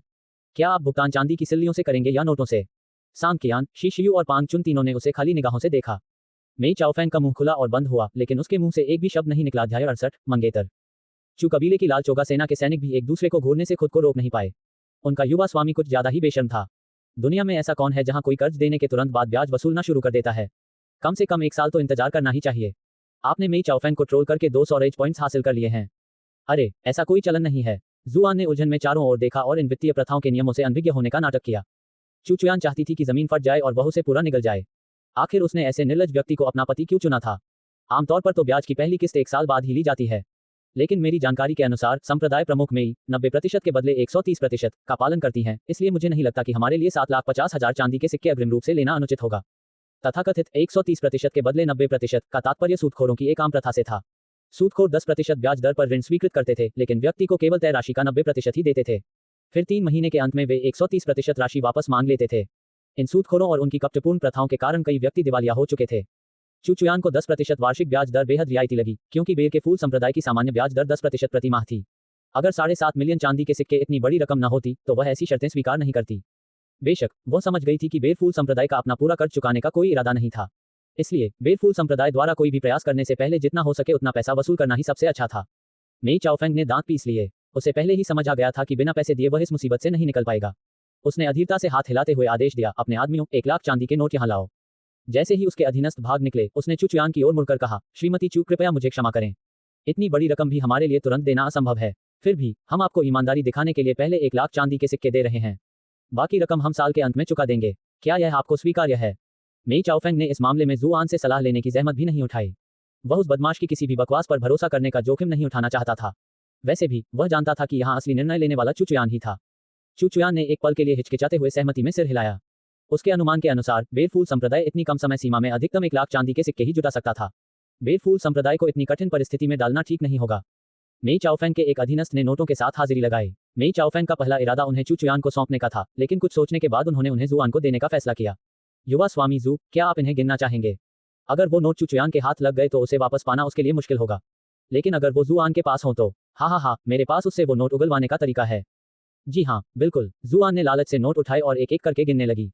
प्रत्येक नोट 100 चांदी के सिक्कों का था, यानी कुल मिलाकर 1 लाख चांदी के सिक्के, यानी कुल 1000 नोट थे। मेई चाओफेंग लगभग अपनी लार में ही अटक गया। ये तो बस एक मुहावरा था। भला दुनिया में कौन सबके सामने इतनी बड़ी रकम गिनकर बताता है? आपने मेई चाओफेंग को ट्रोल करके 111 रेज पॉइंट्स हासिल कर लिए हैं। जुआन को कंजूस की तरह एक एक करके नोट गिनते देख सांग कियान ने हैरानी से भौहें चढ़ा ली और सोचने लगा कि चुचुयान जैसी खूबसूरत औरत ऐसे घटिया आदमी से शादी क्यों करेगी। यह ऐसा था जैसे किसी खिले हुए फूल को गोबर के ढेर में ढक दिया गया हो। मैं तो उससे कहीं बेहतर विकल्प होता। भीड़ में मौजूद कई लोगों की यही सोच थी, जिनमें रेड क्लोक आर्मी के सैनिक भी शामिल थे। जुआन ने देखा कि उसके क्रोध अंक लगातार बढ़ रहे हैं। जुआन ने अचानक हैरानी से कहा, जिससे सबका ध्यान उसकी ओर गया, हम यहाँ से एक नोट गायब क्यों है? ये कैसे संभव है? इतने सारे गवाह हैं, तो पैसे गायब कैसे हो सकते हैं? मेई चाओफेंग ने गुस्से से कहा। उसका चेहरा गुस्से से लाल हो गया था। भीड़ की तीखी निगाहों को भांपते हुए जुआन ने लापरवाही से कंधे उचका दिए। मैं तो बस ये जानने के लिए कह रही थी कि तुम मुझसे झूठ बोल रहे हो या नहीं। मेई चाओफेंग ने गुस्से से उसकी ओर देखा। तो तुम मेरा मजाक उड़ा रहे हो? आपने मेई चाओफेंग को ट्रोल करके 211 रेज पॉइंट्स हासिल कर लिए हैं। वहीं पास में खड़ी संग कियान का सब्र आखिरकार टूट गया। बस बहुत हो गया, चूंकि यह मामला सुलझ गया है, अब आप सब यहाँ से चले जाए। वह यहाँ रुककर एक निकम्मे को ऐसे इतराते हुए नहीं देखना चाहता था मानो वह दुनिया का मालिक हो। उसके खिलाफ कुछ भी न कर पाने की उसकी लाचारी ने उसकी निराशा को और बढ़ा दिया था। पैंचुन दिल खोलकर हंसा और बोला, जी हाँ, मामला सुलझ गया है, आप सब वापस जाकर अपना काम कर सकते हैं। चलिए, सब चलते हैं। इस पूरे समय उसका दिल जोर जोर से धड़क रहा था, मानो किसी भी पल मुंह से बाहर निकल आएगा। अगर चू कबीले का यहाँ नदी गश्ती दल से कोई झगड़ा हो जाता, या अगर बेरफूल संप्रदाय हताश होकर कैसीनो से भागने की कोशिश करता, तो स्थिति एक बड़ी घटना में तब्दील हो सकती थी। अंततः इस मामले की जिम्मेदारी उसी को उठानी पड़ती। वहां मौजूद दो सबसे उच्च पदस्थ व्यक्तियों के आदेश का पालन करते हुए ज्वारी और दर्शक तुरंत तितर-बितर हो गए। वे और अधिक देर तक रुकना और आगे होने वाली किसी भी घटना में उलझना नहीं चाहते थे। जिया शियू ने हाथ हिलाते हुए जुआन से कहा, भाई जू, आपने आज मेरे मन में आपके प्रति सम्मान की भावना को सचमुच ताज़ा कर दिया है। मैं आपको किसी और दिन शराब पिलाऊंगा। मैं सचमुच आपके साथ विचारों का आदान प्रदान करना चाहूंगा। जुआन ने हंसते हुए जवाब दिया, भाई शी से मैं भी बहुत कुछ सीखना चाहूंगी, जैसे कि फूलों के बीच बिना एक भी पंखुड़ी गिरे बेफिक्र होकर चलने की आपकी क्षमता। इस बारे में किसी और दिन बात करेंगे। चुचुयान के चेहरे पर भयानक भाव देखकर जी शियू ने शर्माते हुए मुस्कुराया। आप वाकई एक अद्भुत इंसान हैं। सोचिए, आप अपनी पत्नी के सामने ऐसी बातें कहने की हिम्मत कैसे कर सकते हैं। चुचुयान के प्रकोप में फंसने के डर से उसने जल्दी से विदाई ली और भाग गया। इस बार जुआन को अपनी कमाई से थोड़ी निराशा हुई। भीड़ उसके मनचाहे क्रोधन अर्जित करने से पहले ही चली गई थी और उसे ऐसा लगा जैसे अंदर कुछ कमी सी रह गई हो। इसलिए उसने मेई चाओफेंग की ओर मुड़कर पूछा, संप्रदाय के गुरु मेई, क्या आपका कैसीनो अभी भी खुला रहेगा? क्या मैं यहाँ एक बार फिर जुआ खेलने आ सकता हूँ? मेई चाओफेंग ने चुपचाप उसे गुस्से से घूरा। अगर तुमने दोबारा यहाँ आने की हिम्मत की तो मैं तुम्हारी खाल नोच डालूंगा। आपने मेई चाओफेंग को ट्रोल करके 267 रेज पॉइंट्स हासिल कर लिए हैं। चुचुयान अब और यह सब नहीं देख सकती थी। चलो चलते हैं। वह चाहे कितनी भी बेपरवाह क्यों न दिखती हो, जुआन के मुंह से लगातार निकलने वाले उन सभी चौंकाने वाले शब्दों को वह भी सहन नहीं कर सकती थी। युए शान सीधे जुआन के पास गए और उन्हें खुद कसिनो से बाहर ले गए। चू वंश की कई वर्षों तक सेवा करने के कारण वे रईसों के उचित व्यवहार से परिचित थे, इसलिए जुआन की बेशर्म हरकतें उनके लिए सहन करना कठिन था। मेई चाओफेंग ने ठंडे भाव से जुआन और अन्य लोगों को जाते हुए देखा, गुस्से से उसकी मुठ्ठियां कसकर भींची हुई थीं। संप्रदाय के गुरुजी, क्या हम सचमुच उस व्यक्ति को 7.5 मिलियन चांदी के सिक्के देने जा रहे हैं? उनके एक कम बुद्धिमान अधीनस्थ ने मेई चाओफेंग के पास आकर चिंता से पूछा। बेवकूफी मत करो। मेई चाओफेंग ने उस आदमी को जोर से थप्पड़ मारा और वह जमीन पर गिर पड़ा। चेहरे पर खौफ का भाव लिए वह कसिनो में अपने निजी विश्राम कक्ष की ओर चल पड़ा। जैसे ही उसने दरवाजा खोला, उसे अंदर कोई उसका इंतजार करता हुआ मिला। मिस कियाओ, आपने ही मुझसे वो वचन पत्र लिखवाया था। आप इस मामले को कैसे सुलझाना चाहती हैं? मेई चाओफेंग ने दरवाजा बंद करते हुए पूछा। उसका लहजा अब पहले जैसा सौहार्दपूर्ण नहीं था। तुम्हें पहले अपनी स्थिति का अच्छा अंदाजा होना चाहिए था। अगर तुमने वो नोट न लिखा होता तो क्या तुम उस स्थिति से निकल पाते? मीठी आवाज में उससे बात करते हुए स्नो ने कहा। मेई चाओफेंग के गाल फड़कते देख उसने उसे दिलासा देते हुए कहा, चिंता मत करो, वो वचन पत्र निकम्मे जुआन के हाथ में है। तुम उसे आसानी से वापस ले सकते हो। मेई चाओफेंग ने फ्राउनिंग करते हुए कहा, मुझे बस इस बात की चिंता है कि वह ये नोट चू कबीले को सौंप देगा। स्नो ने सिर हिलाकर जवाब दिया, इस बारे में चिंता करने की कोई जरूरत नहीं है। चुचुयान एक स्वाभिमानी महिला है, इसलिए वह जुआन का पैसा नहीं लेगी। जहां तक चू झोंगतियान की बात है, वह बेहद ईमानदार है और चू वंश में जुआ खेलना सख्त मना है। वह अपने सिद्धांतों को त्याग कर जुए से कमाया हुआ पैसा स्वीकार नहीं करेगा। वास्तव में चू वंश आज जुआन के कार्यों को स्वीकार नहीं करेगा, बल्कि इसके विपरीत संभव है कि उसे कड़ी सजा दी जाए। आखिरकार उसके कार्य चू वंश के आदर्शों के विरुद्ध हैं। क्या वे इस वजह से जुआन को चू कबीले से बाहर निकाल देंगे? मेई चाओफेंग ने पूछा। स्नो ने गहरी सांस ली। मुझे नहीं पता, 7.5 मिलियन चांदी के सिक्के बहुत बड़ी रकम है, लेकिन अगर हम इसके दम पर जुआन को चू कबीले से बाहर निकलवा सकें तो भी यह बुरा नहीं है। मेई चाओफेंग के पास कहने के लिए शब्द नहीं थे। ये तुम्हारा पैसा नहीं है, तो जाहिर है तुम्हें इसकी कोई परवाह नहीं। क्या तुम्हें पता भी है कि 7.5 मिलियन चांदी के सिक्के कितने के बराबर होते हैं? इतने पैसे से तो मैं चू वंश के मुखिया को मरवाने के लिए हथियारों को किराए पर ले सकता था। और फिर भी तुम्हें लगता है कि मैंने एक फिजूल खर्च से निपटने के लिए इतना पैसा खर्च कर दिया, ये ठीक है? सौभाग्यवश स्नो के अगले बयान से वह थोड़ा शांत हो गया। निश्चिंत रहें, मैं आज रात खुद कार्रवाई करूंगा। मैं न केवल वचन पत्र चुराऊंगा, बल्कि उस बदमाश से भी छुटकारा पाऊंगा ताकि भविष्य में कोई समस्या न हो। मेई चाओफेंग बहुत खुश थे। धन्यवाद मिस कियाओ। अपनी ताकत के दम पर वह जुआन को चींटी की तरह आसानी से मार सकता था। हालांकि जुआन आमतौर पर या तो चू एस्टेट में होता था या ब्राइटन मून अकादमी में, जिससे स्नो को कोई मौका नहीं मिलता था। स्नो जैसे अंदरूनी व्यक्ति के लिए काम पूरा करने की संभावना कहीं अधिक थी। इसी बीच सिल्वरहुक कसिनो से कुछ ही दूरी पर स्थित झेंग एस्टेट में एक महिला अपने सामने ध्यान से बैठे एक पुरुष को निहार रही थी। उसकी आंखें झरने के ताजे पानी की तरह निर्मल थीं और उसकी त्वचा बर्फ की तरह गोरी थी। खूबसूरत शब्द उसे वर्णित करने के लिए बिल्कुल उपयुक्त होगा। क्या हुआ नन्हे स्वामी संग, आज आप कुछ परेशान लग रहे हैं? महिला ने अपने सामने बैठे व्यक्ति के लिए चाय डाली। उसकी हरकतें बेहद सुंदर और आकर्षक थीं, जिन्हें देखकर आसानी से लग सकता था कि वह किसी जटिल नृत्य का हिस्सा है। ये व्यक्ति कोई और नहीं बल्कि सांग कियान था, जो अभी अभी सिल्वरहुक कैसीनो से निकला था। मिस झेंग की चाय बनाने की कला वाकई देखने लायक है। महिला की मधुर आवाज और कोमल स्वभाव ने सांग कियान के दिल को सुकून दिया।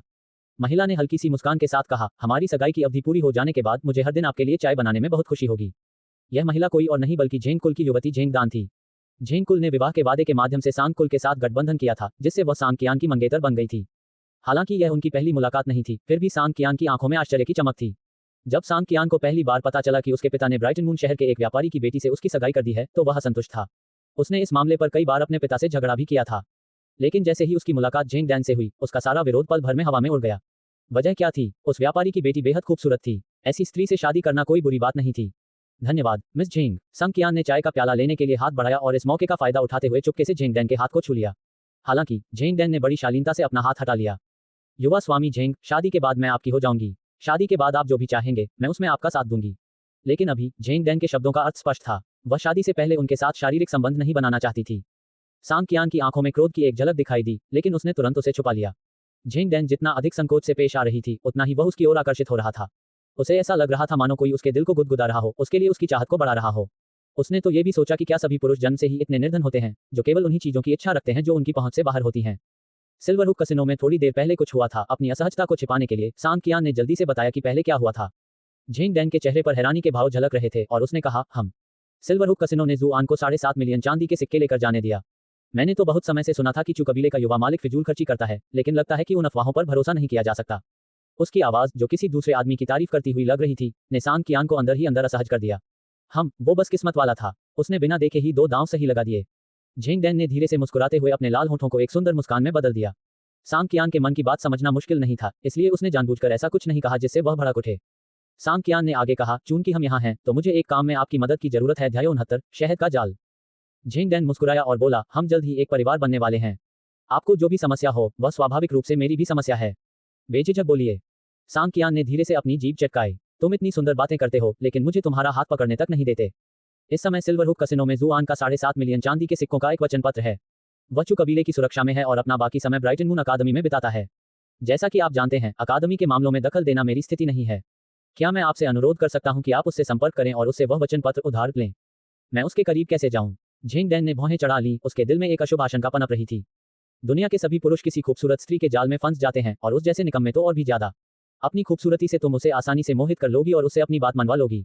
सांग कियान ने आत्मविश्वास से भरा इशारा किया और उसके होठों के कोने ठंडे व्यंग्य से भर गए। झेंग डैन का चेहरा तुरंत गुस्से से भर गया। वह खड़ी हो गई और गुस्से से बोली, तुम मुझे किस तरह की इंसान समझते हो? सांग कियान ने तुरंत अपनी बात स्पष्ट करते हुए कहा, मुझे पता है कि मैं आपको मुश्किल में डाल रहा हूं, लेकिन आप ही एकमात्र ऐसे व्यक्ति हैं जिन पर मैं भरोसा कर सकता हूं। इसीलिए मैं आपकी मदद मांगने आया हूं। उसके बहाने झेंग डैन के गुस्से को शांत करने में जरा भी कारगर नहीं हुए। तो तुम्हारा विचार यह है कि अपनी मंगेतर से किसी दूसरे आदमी को बहकाओ? उसने गुस्से से गरजते हुए कहा। सांग कियान ने भौहें चढ़ा ली। इतने बुरे शब्दों में मत बोलो। मैं बस इतना चाहती हूं कि तुम उसके करीब आने का मौका ढूंढो। ऐसा नहीं है कि मैं तुमसे उसके साथ बिस्तर पर जाने के लिए कह रही हूं। मुझे लगता है कि उसके जैसे नीच आदमी को औरतों का कोई अनुभव नहीं होगा। तुम्हारी खूबसूरती के साथ तुम्हें बस उसके कान में कुछ मीठी मीठी बातें फुसफुसानी है और वो तुम्हारे इशारों पर नाचने लगेगा। उसकी पत्नी ब्राइटन मून शहर की सबसे खूबसूरत महिला चू चुयान है। उसके साथ ऐसी महिला के होते हुए क्या उसे सचमुच ऐसा व्यक्ति माना जा सकता है जिसे महिलाओं का कोई अनुभव नहीं है? झेंग डैन ने पलटवार किया। मैंने तुम्हें कभी भी चू चुयान से कमतर नहीं समझा। खूबसूरती के मामले में तुम दोनों की अपनी अपनी खूबियां हैं। लोग उसे सबसे खूबसूरत इसलिए मानते हैं क्योंकि वह ब्राइटन मून ड्यूक की बेटी है। क्या तुमने कभी नहीं सोचा कि उसके प्रेमी को चुराकर तुम इतने सालों से दबी अपनी सारी भड़ास निकाल पाओगी? सांग कियान ने झेंग डैन के लहजे में आए हल्के से बदलाव को भांप लिया था, इसलिए उसने थोड़ा और जोर लगाने का फैसला किया। उन्हें इस बात का वाकिफ था कि उनकी मंगेतर के सौम्य स्वभाव के बावजूद वह हमेशा चू चुयान को अपनी प्रतिद्वंदी मानती थी। चू चुयान से जुड़े मामलों में वह आसानी से अपना आपा खो बैठती थी। जैसा कि उम्मीद थी, झेंग डैन की आंखें तुरंत चमक उठी। वह सांग कियान के प्रस्ताव से बहुत प्रभावित हुई। चूंकि आपको कोई आपत्ति नहीं है तो मैं कोशिश करूंगी, लेकिन अगर जुआन मेरा फायदा उठा लेती है तो नुकसान आपका ही होगा। सांग कियान जोर से हंस पड़ी। दूसरों को शायद इतनी समझ न हो, लेकिन मैं जानती हूं कि तुम्हारे सौम्य बाहरी रूप के पीछे एक स्वाभिमानी आत्मा छिपी है। जुआन जैसे घटिया आदमी पर तुम्हारी नजर कभी नहीं पड़ती, तो भला तुम उसे अपना फायदा उठाने की इजाजत कैसे दे सकती हो? अभी कुछ कहना जल्दबाजी होगी। चूंकि आप चाहते हैं कि मैं उसके लिए हनी ट्रैप बिछाऊं, तो मुझे उसे फंसाने के लिए कुछ फायदे देने होंगे। हमें सबसे बुरे हालात के लिए तैयार रहना चाहिए। आप कितना बर्दाश्त करने को तैयार हैं? मेरी सहनशीलता की सीमा ज्यादा से ज्यादा एक गले लगना। नहीं, उससे काम नहीं चलेगा। बस हाथ पकड़ना, बस इतना ही मैं बर्दाश्त कर सकती हूँ। जुआन द्वारा अपनी मंगेतर का फायदा उठाने के ख्याल मात्र से ही सांग कियान को बहुत गुस्सा आ रहा था। एक बार मामला सुलझ जाए तो मैं उसके हाथ जरूर काट दूंगी। सांग कियान की ईर्ष्या देखकर झेंग डैन हल्के से मुस्कुराया। हाथ पकड़ने में क्या बड़ी बात है? मुझे तो बाद में हाथ धोने ही हैं। ये तो बस उसका अहंकार है जो उसे ऐसी छोटी छोटी बातों को लेकर इतना परेशान करता है। वैसे आप सब ने वचन पत्र पर ही क्यों सहमति जताई? आप ये तो नहीं मान सकते कि बेर के फूल संप्रदाय के पास इतने सारे चांदी के सिक्के देने के लिए संसाधन है ना? झेंग डैन ने पूछा। प्लम ब्लॉसम संप्रदाय अकेले इतनी धनराशि जुटाने में सक्षम नहीं है, लेकिन अगर हम उनके स्वामी की बात करें तो मामला अलग है, सांग कियान ने एक धूर्त हंसी के साथ कहा। हालांकि वे फिलहाल साझेदार थे, लेकिन अंततः उनके लक्ष्य एक दूसरे से भिन्न थे। भविष्य में कभी उनके बीच अनबन होने की स्थिति में ये पत्र एक अमूल्य हथियार साबित होगा। झेंग डैन ने बस सिर हिलाकर जवाब दिया। उसे ऐसी घटिया योजनाओं की बारीकियों में कोई दिलचस्पी नहीं थी। किसी व्यक्ति का रुतबा जितना ऊंचा होता है, वह ऐसी नीच और गंदी चालों को उतना ही तुच्छ समझता है। मुझे इस जुआन के बारे में और बताओ। मैंने अब तक उसके बारे में सिर्फ अफवाहें ही सुनी हैं। चूंकि तुम आज उससे मिली हो तो तुम्हारे पास जो जानकारी होगी वह ज्यादा सटीक होनी चाहिए। कैसीनो में हुई अपनी मुलाकात के बारे में सोचते हुए सांग कियान घृणा से बोलने लगी। वह एक तुच्छ व्यक्ति है जिसने चू वंश के उच्च पदों तक पहुंचने के कारण अपने अहंकार को अपनी क्षमता से ऊपर उठा लिया। वह एक बेहद बेशर्म और नीच इंसान है। अल्पविराम। अच्छू। जुआन ने अपनी नाक रगड़ी और सोचने लगा कि कौन उसके बारे में उसकी पीठ पीछे बातें कर रहा है। उसके बगल में खड़ी चुचुयान ने एक नजर डाली और कहा, आप इस समय बहुत खुश होंगे। जुआन ने हंसते हुए जवाब दिया, 7.5 मिलियन चांदी के सिक्के जीतने के बाद कोई भी खुश हो जाएगा। जिस तरह से यह घटना इतनी बढ़ गई है, मुझे लगता है कि मेरे माता पिता को अब तक इसके बारे में पता चल गया होगा। देखते हैं तुम उनसे कैसे निपटते हो, चुचुयान ने उपहास उड़ाते हुए जवाब दिया। जुआन चौंक गई। अगर मैं जीत भी जाऊं तो भी क्या यह मुद्दा बना रहेगा? ये पैसों का मामला नहीं है। मेरे माता पिता चू कबीले की प्रतिष्ठा का बहुत ख्याल रखते हैं और यह सर्वविदित है कि हमारा चू कबीला अपने सदस्यों को जुआ खेलने से सख्ती से रोकता है। इस बार तुमने हद पार कर दी, जिससे हमारी निजी सेना और स्थानीय गार्डों के बीच लगभग संघर्ष छिड़ गया। वे इसे अनदेखा नहीं करेंगे, चुचुयान ने जवाब दिया। जुआन नाराज थी, लेकिन हम यहाँ 7.5 मिलियन चांदी के सिक्कों की बात कर रहे हैं। क्या चू कबीले का वार्षिक लाभ भी इसके आसपास पहुंचता है? इतनी कमाई करने के बाद मुझे क्यों दंडित किया जा रहा है? क्या 7.5 मिलियन चांदी के सिक्के अभी आपके हाथ में हैं? चुचुयान ने तीखे प्रहार से उसे चुप करा दिया। हम सब जानते हैं कि बेर के फूल संप्रदाय अपना कर्ज नहीं चुकाएगा। हम कर्ज चुकाने के झूठे वादे के लिए खुद को खतरे में डाल रहे हैं। मेरे माता पिता का गुस्सा होना स्वाभाविक ही है, लेकिन क्या हम उनसे हर साल ब्याज नहीं वसूल सकते? जुआन ने कमजोर स्वर में पूछा। ये तो महज बातें हैं, आगे चलकर दिक्कतें तो जरूर आएंगी, चुचुयान ने आह भरी। वह जानती थी कि बेरफूल संप्रदाय अपना वादा तोड़ देगा, लेकिन वह कुछ नहीं कर सकती थी। आखिर वह लाल चोगा सेना को बेरफूल संप्रदाय का नरसंहार करने का आदेश तो दे ही नहीं सकती थी। ऐसा करना तो सीधे दुश्मन के जाल में फंसना होता। अगर ऐसा हुआ तो राजमहल को चू वंश से निपटने का पूरा औचित्य मिल जाएगा। युवती। स्नो हंसते हुए उनकी ओर दौड़ी। तुम कहाँ गए थे? तुम्हें इतनी देर क्यों लगी? चुचुयान ने भौहें चढ़ाते हुए पूछा। स्नो ने तुरंत समझाया, मुझे भी नहीं पता कि आज क्या हो रहा है, लेकिन मेरे पेट में कुछ गड़बड़ लग रही है। जुआन ने तिरस्कारपूर्वक अपनी नाक के सामने हाथ हिलाया। दूसरे शब्दों में, तुम शौच करने गए थे, है ना? अगर तुम्हें इतना समय लगा तो तुमने पूरा शौचालय ही भर दिया होगा। स्नो एकदम अवाक रह गया। आपने कियाओ जुइंग को ट्रोल करके 444 रेज पॉइंट्स हासिल कर लिए हैं। मेई चाओफेंग से मिलने के बाद वह तुरंत वहां पहुंच गई थी और वह चुचुयान को संतुष्ट करने के लिए बस बहाना बना रही थी। एक सामान्य व्यक्ति तो बिना कुछ कहे इस मामले को यहीं छोड़ देता। कौन जानता था कि जुआन इतनी गहराई तक जाएगी और यहां तक कि उसे अपमानित भी करेगी। ऐसा लग रहा था मानो उससे बदबू आ रही हो। छोटी मालकिन, उसे देखो। स्नो ने गुस्से से पैर पटकते हुए विरोध में चुचुयान की आस्तीन खींची।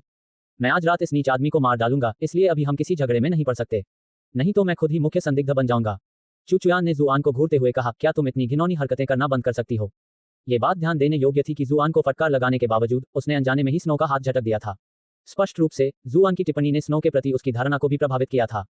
यह मामूली सी हरकत स्नो के लिए एक बड़ा झटका साबित हुई। ये बदमाश, आपने कियाओ जुइंग को ट्रोल करके 300 रेज पॉइंट्स हासिल कर लिए हैं। जुआन ने लापरवाही से कंधे उचकाते हुए कहा, अगर यहाँ कोई घिनौना है तो वह इंसान के आकार का वह मलमूत्र बनाने वाला होना चाहिए, न कि मैं। कमीने। स्नो का खून खौल उठा और वह लगभग बेहोश हो गई। एक पल के लिए वह उस कमीने को अपने सामने से मिटाने के लिए सब कुछ त्यागने को तैयार थी। उसने कभी किसी के लिए इतनी तीव्र घृणा महसूस नहीं की थी। अगर वह कर सकती तो उसके शरीर के सिर से पैर तक टुकड़े टुकड़े कर देती। आपने कियाओ जुइंग को ट्रोल करके 888 रेज पॉइंट्स हासिल कर लिए हैं। उनके आगे चुपचाप चल रहे युए शान को भी उस अपमान से थोड़ी सी सिहरन हुई। हमारा युवा मालिक बाकी सब मामलों में भले ही निकम्मा हो, लेकिन लोगों को गुस्सा दिलाने की उसकी क्षमता वाकई बेमिसाल है। मुझे शक है कि पूरे ब्राइटन मून शहर में कोई उसकी बराबरी कर सकता है। अपनी मानसिक शांति के लिए मुझे भविष्य में उससे पंगा नहीं लेना चाहिए। बस करो, तुम दोनों ये सब करना बंद करो। क्या तुम दोनों को शर्म नहीं आ रही कि तुम यहाँ सबके सामने तमाशा खड़ा कर रहे हो? चुचुयान को स्नो के सिर से धुआं उठता हुआ दिखाई दिया, इसलिए उसने जल्दी से उन दोनों को अलग कर दिया। स्नो ने अधीरता से आह भरी और अपना सिर दूसरी तरफ घुमा लिया। अगर मैंने आज रात इस आदमी को जल्दी मौत की भीख मांगने पर मजबूर नहीं किया तो मैं अपना नाम त्याग दूंगी। चू कबीले के प्रवेश द्वार पर एक बूढ़ा व्यक्ति खड़ा था। उसके कपड़े एकदम साफ सुथरे और सुव्यवस्थित थे, उन पर एक भी सिलवट नहीं थी। उसके सफेद बाल करीने से कंघी किए हुए थे। उसका रूप रंग उसके संयमी व्यक्तित्व को दर्शाता था। जुआन ने उस बूढ़े व्यक्ति को पहचान लिया। वह चू एस्टेट का बटलर होंग जोंग था। होंग जोंग ने चुचुयान का झुककर अभिवादन किया और चुचुयान ने भी तुरंत उसी प्रकार उनका अभिवादन किया। उस बूढ़े व्यक्ति ने दशकों तक चू परिवार की निष्ठापूर्वक सेवा की थी और उसने जागीर में सभी का सम्मान अर्जित कर लिया था।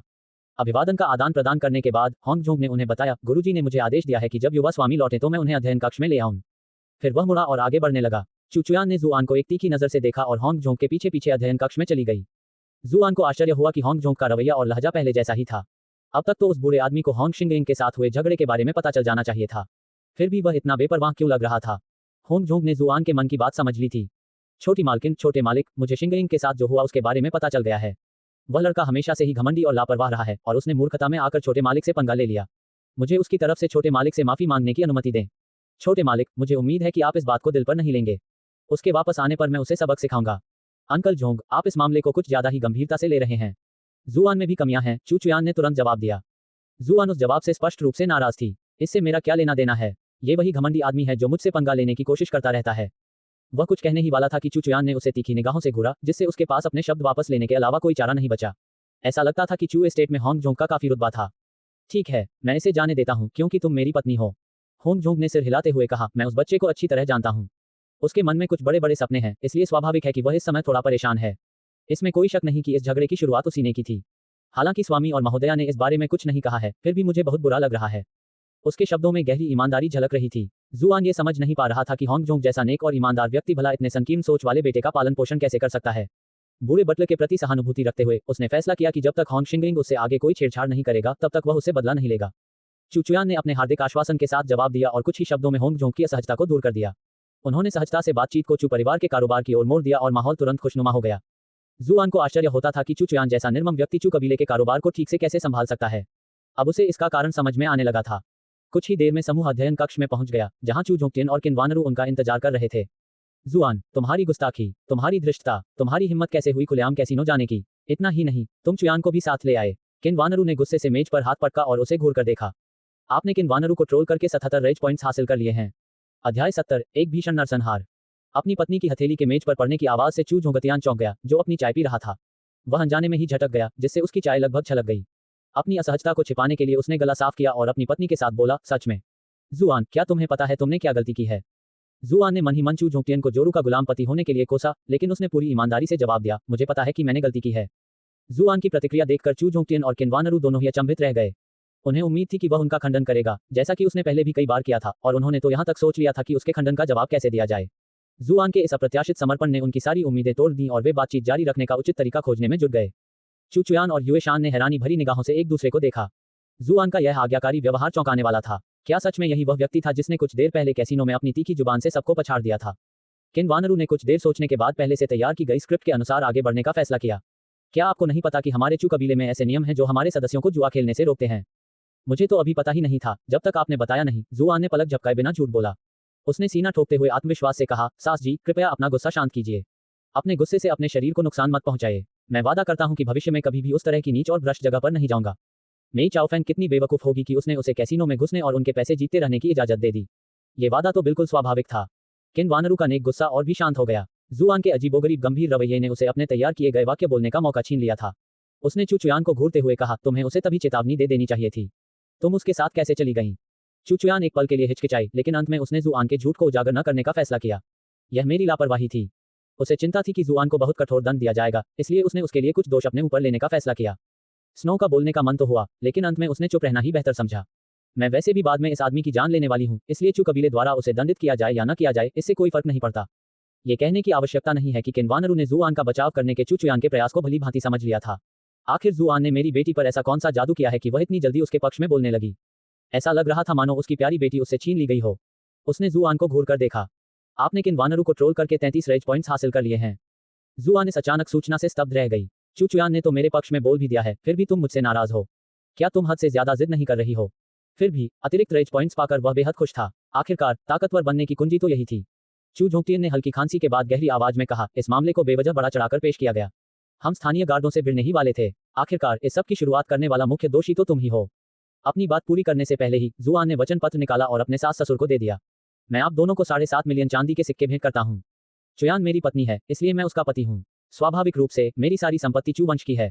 चू चुयान के चेहरे पर काली धारियां दिखाई देने लगी। जुआन के शब्द भले ही सच थे, लेकिन वे अजीब तरह से अटपटे लग रहे थे। किनवानरू ने गुस्से में जवाब दिया, हम कभी भी आपका पैसा स्वीकार नहीं कर सकते। हमारा चू वंश अपनी ईमानदारी पर गर्व करता है। हमने कभी भी नशीले पदार्थों, वेश्यावृत्ति और जुए से कमाए गए काले धन को हाथ नहीं लगाया है और न ही कभी लगाएंगे। अगर हम आपका पैसा लेते हैं तो बाहर के लोग यह अफवाह फैलाना शुरू कर देंगे कि हमारा चू वंश इतना गिर चुका है कि हमें अपने दामाद को जुआ खेलने के लिए मजबूर करना पड़ रहा है ताकि हमारी आर्थिक स्थिति ठीक हो सके। बिल्कुल, हम इस बात पर चू वंश की सदियों से बनी हुई प्रतिष्ठा को बर्बाद नहीं कर सकते। अपने धन का सदुपयोग करें और इस मामले को फिर कभी न उठाएं, चू झोंगटियन ने कहा। यह सुनकर स्नो ने राहत की सांस ली। हालांकि उसे पहले से ही अंदाजा था कि ऐसा ही होगा, फिर भी उसे इस बात की चिंता सता रही थी कि कहीं वचन पत्र चू कबीले के हाथ न लग जाए। अगर ऐसा होता तो स्थिति को संभालना बेहद मुश्किल हो जाता। ये देखकर उसे बहुत खुशी हुई कि सब कुछ योजना के अनुसार ही चल रहा है। जुआन ने नोट को वापस अपने वस्त्र में रख लिया। आखिरकार तुम इसे इसलिए ठुकरा रहे हो क्योंकि पैसा वसूलना मुश्किल होगा। अगर 7.5 मिलियन चांदी के सिक्के तुम्हारी आंखों के सामने रख दिए जाएं, तो मुझे लगता है कि तुम इतने ईमानदार नहीं रह पाओगे। चू परिवार एक साल में कितनी कमाई कर सकता है? अपार मुनाफे के सामने मामूली पारिवारिक नियम क्या मायने रखते हैं? अफसोस की बात है, जुआन इस परिणाम से परेशान था। वह जानता था कि वचन पत्र उसके हाथ में बेकार था, क्योंकि उसके पास बेर के फूल संप्रदाय से ऋण चुकाने की मांग करने की क्षमता नहीं थी।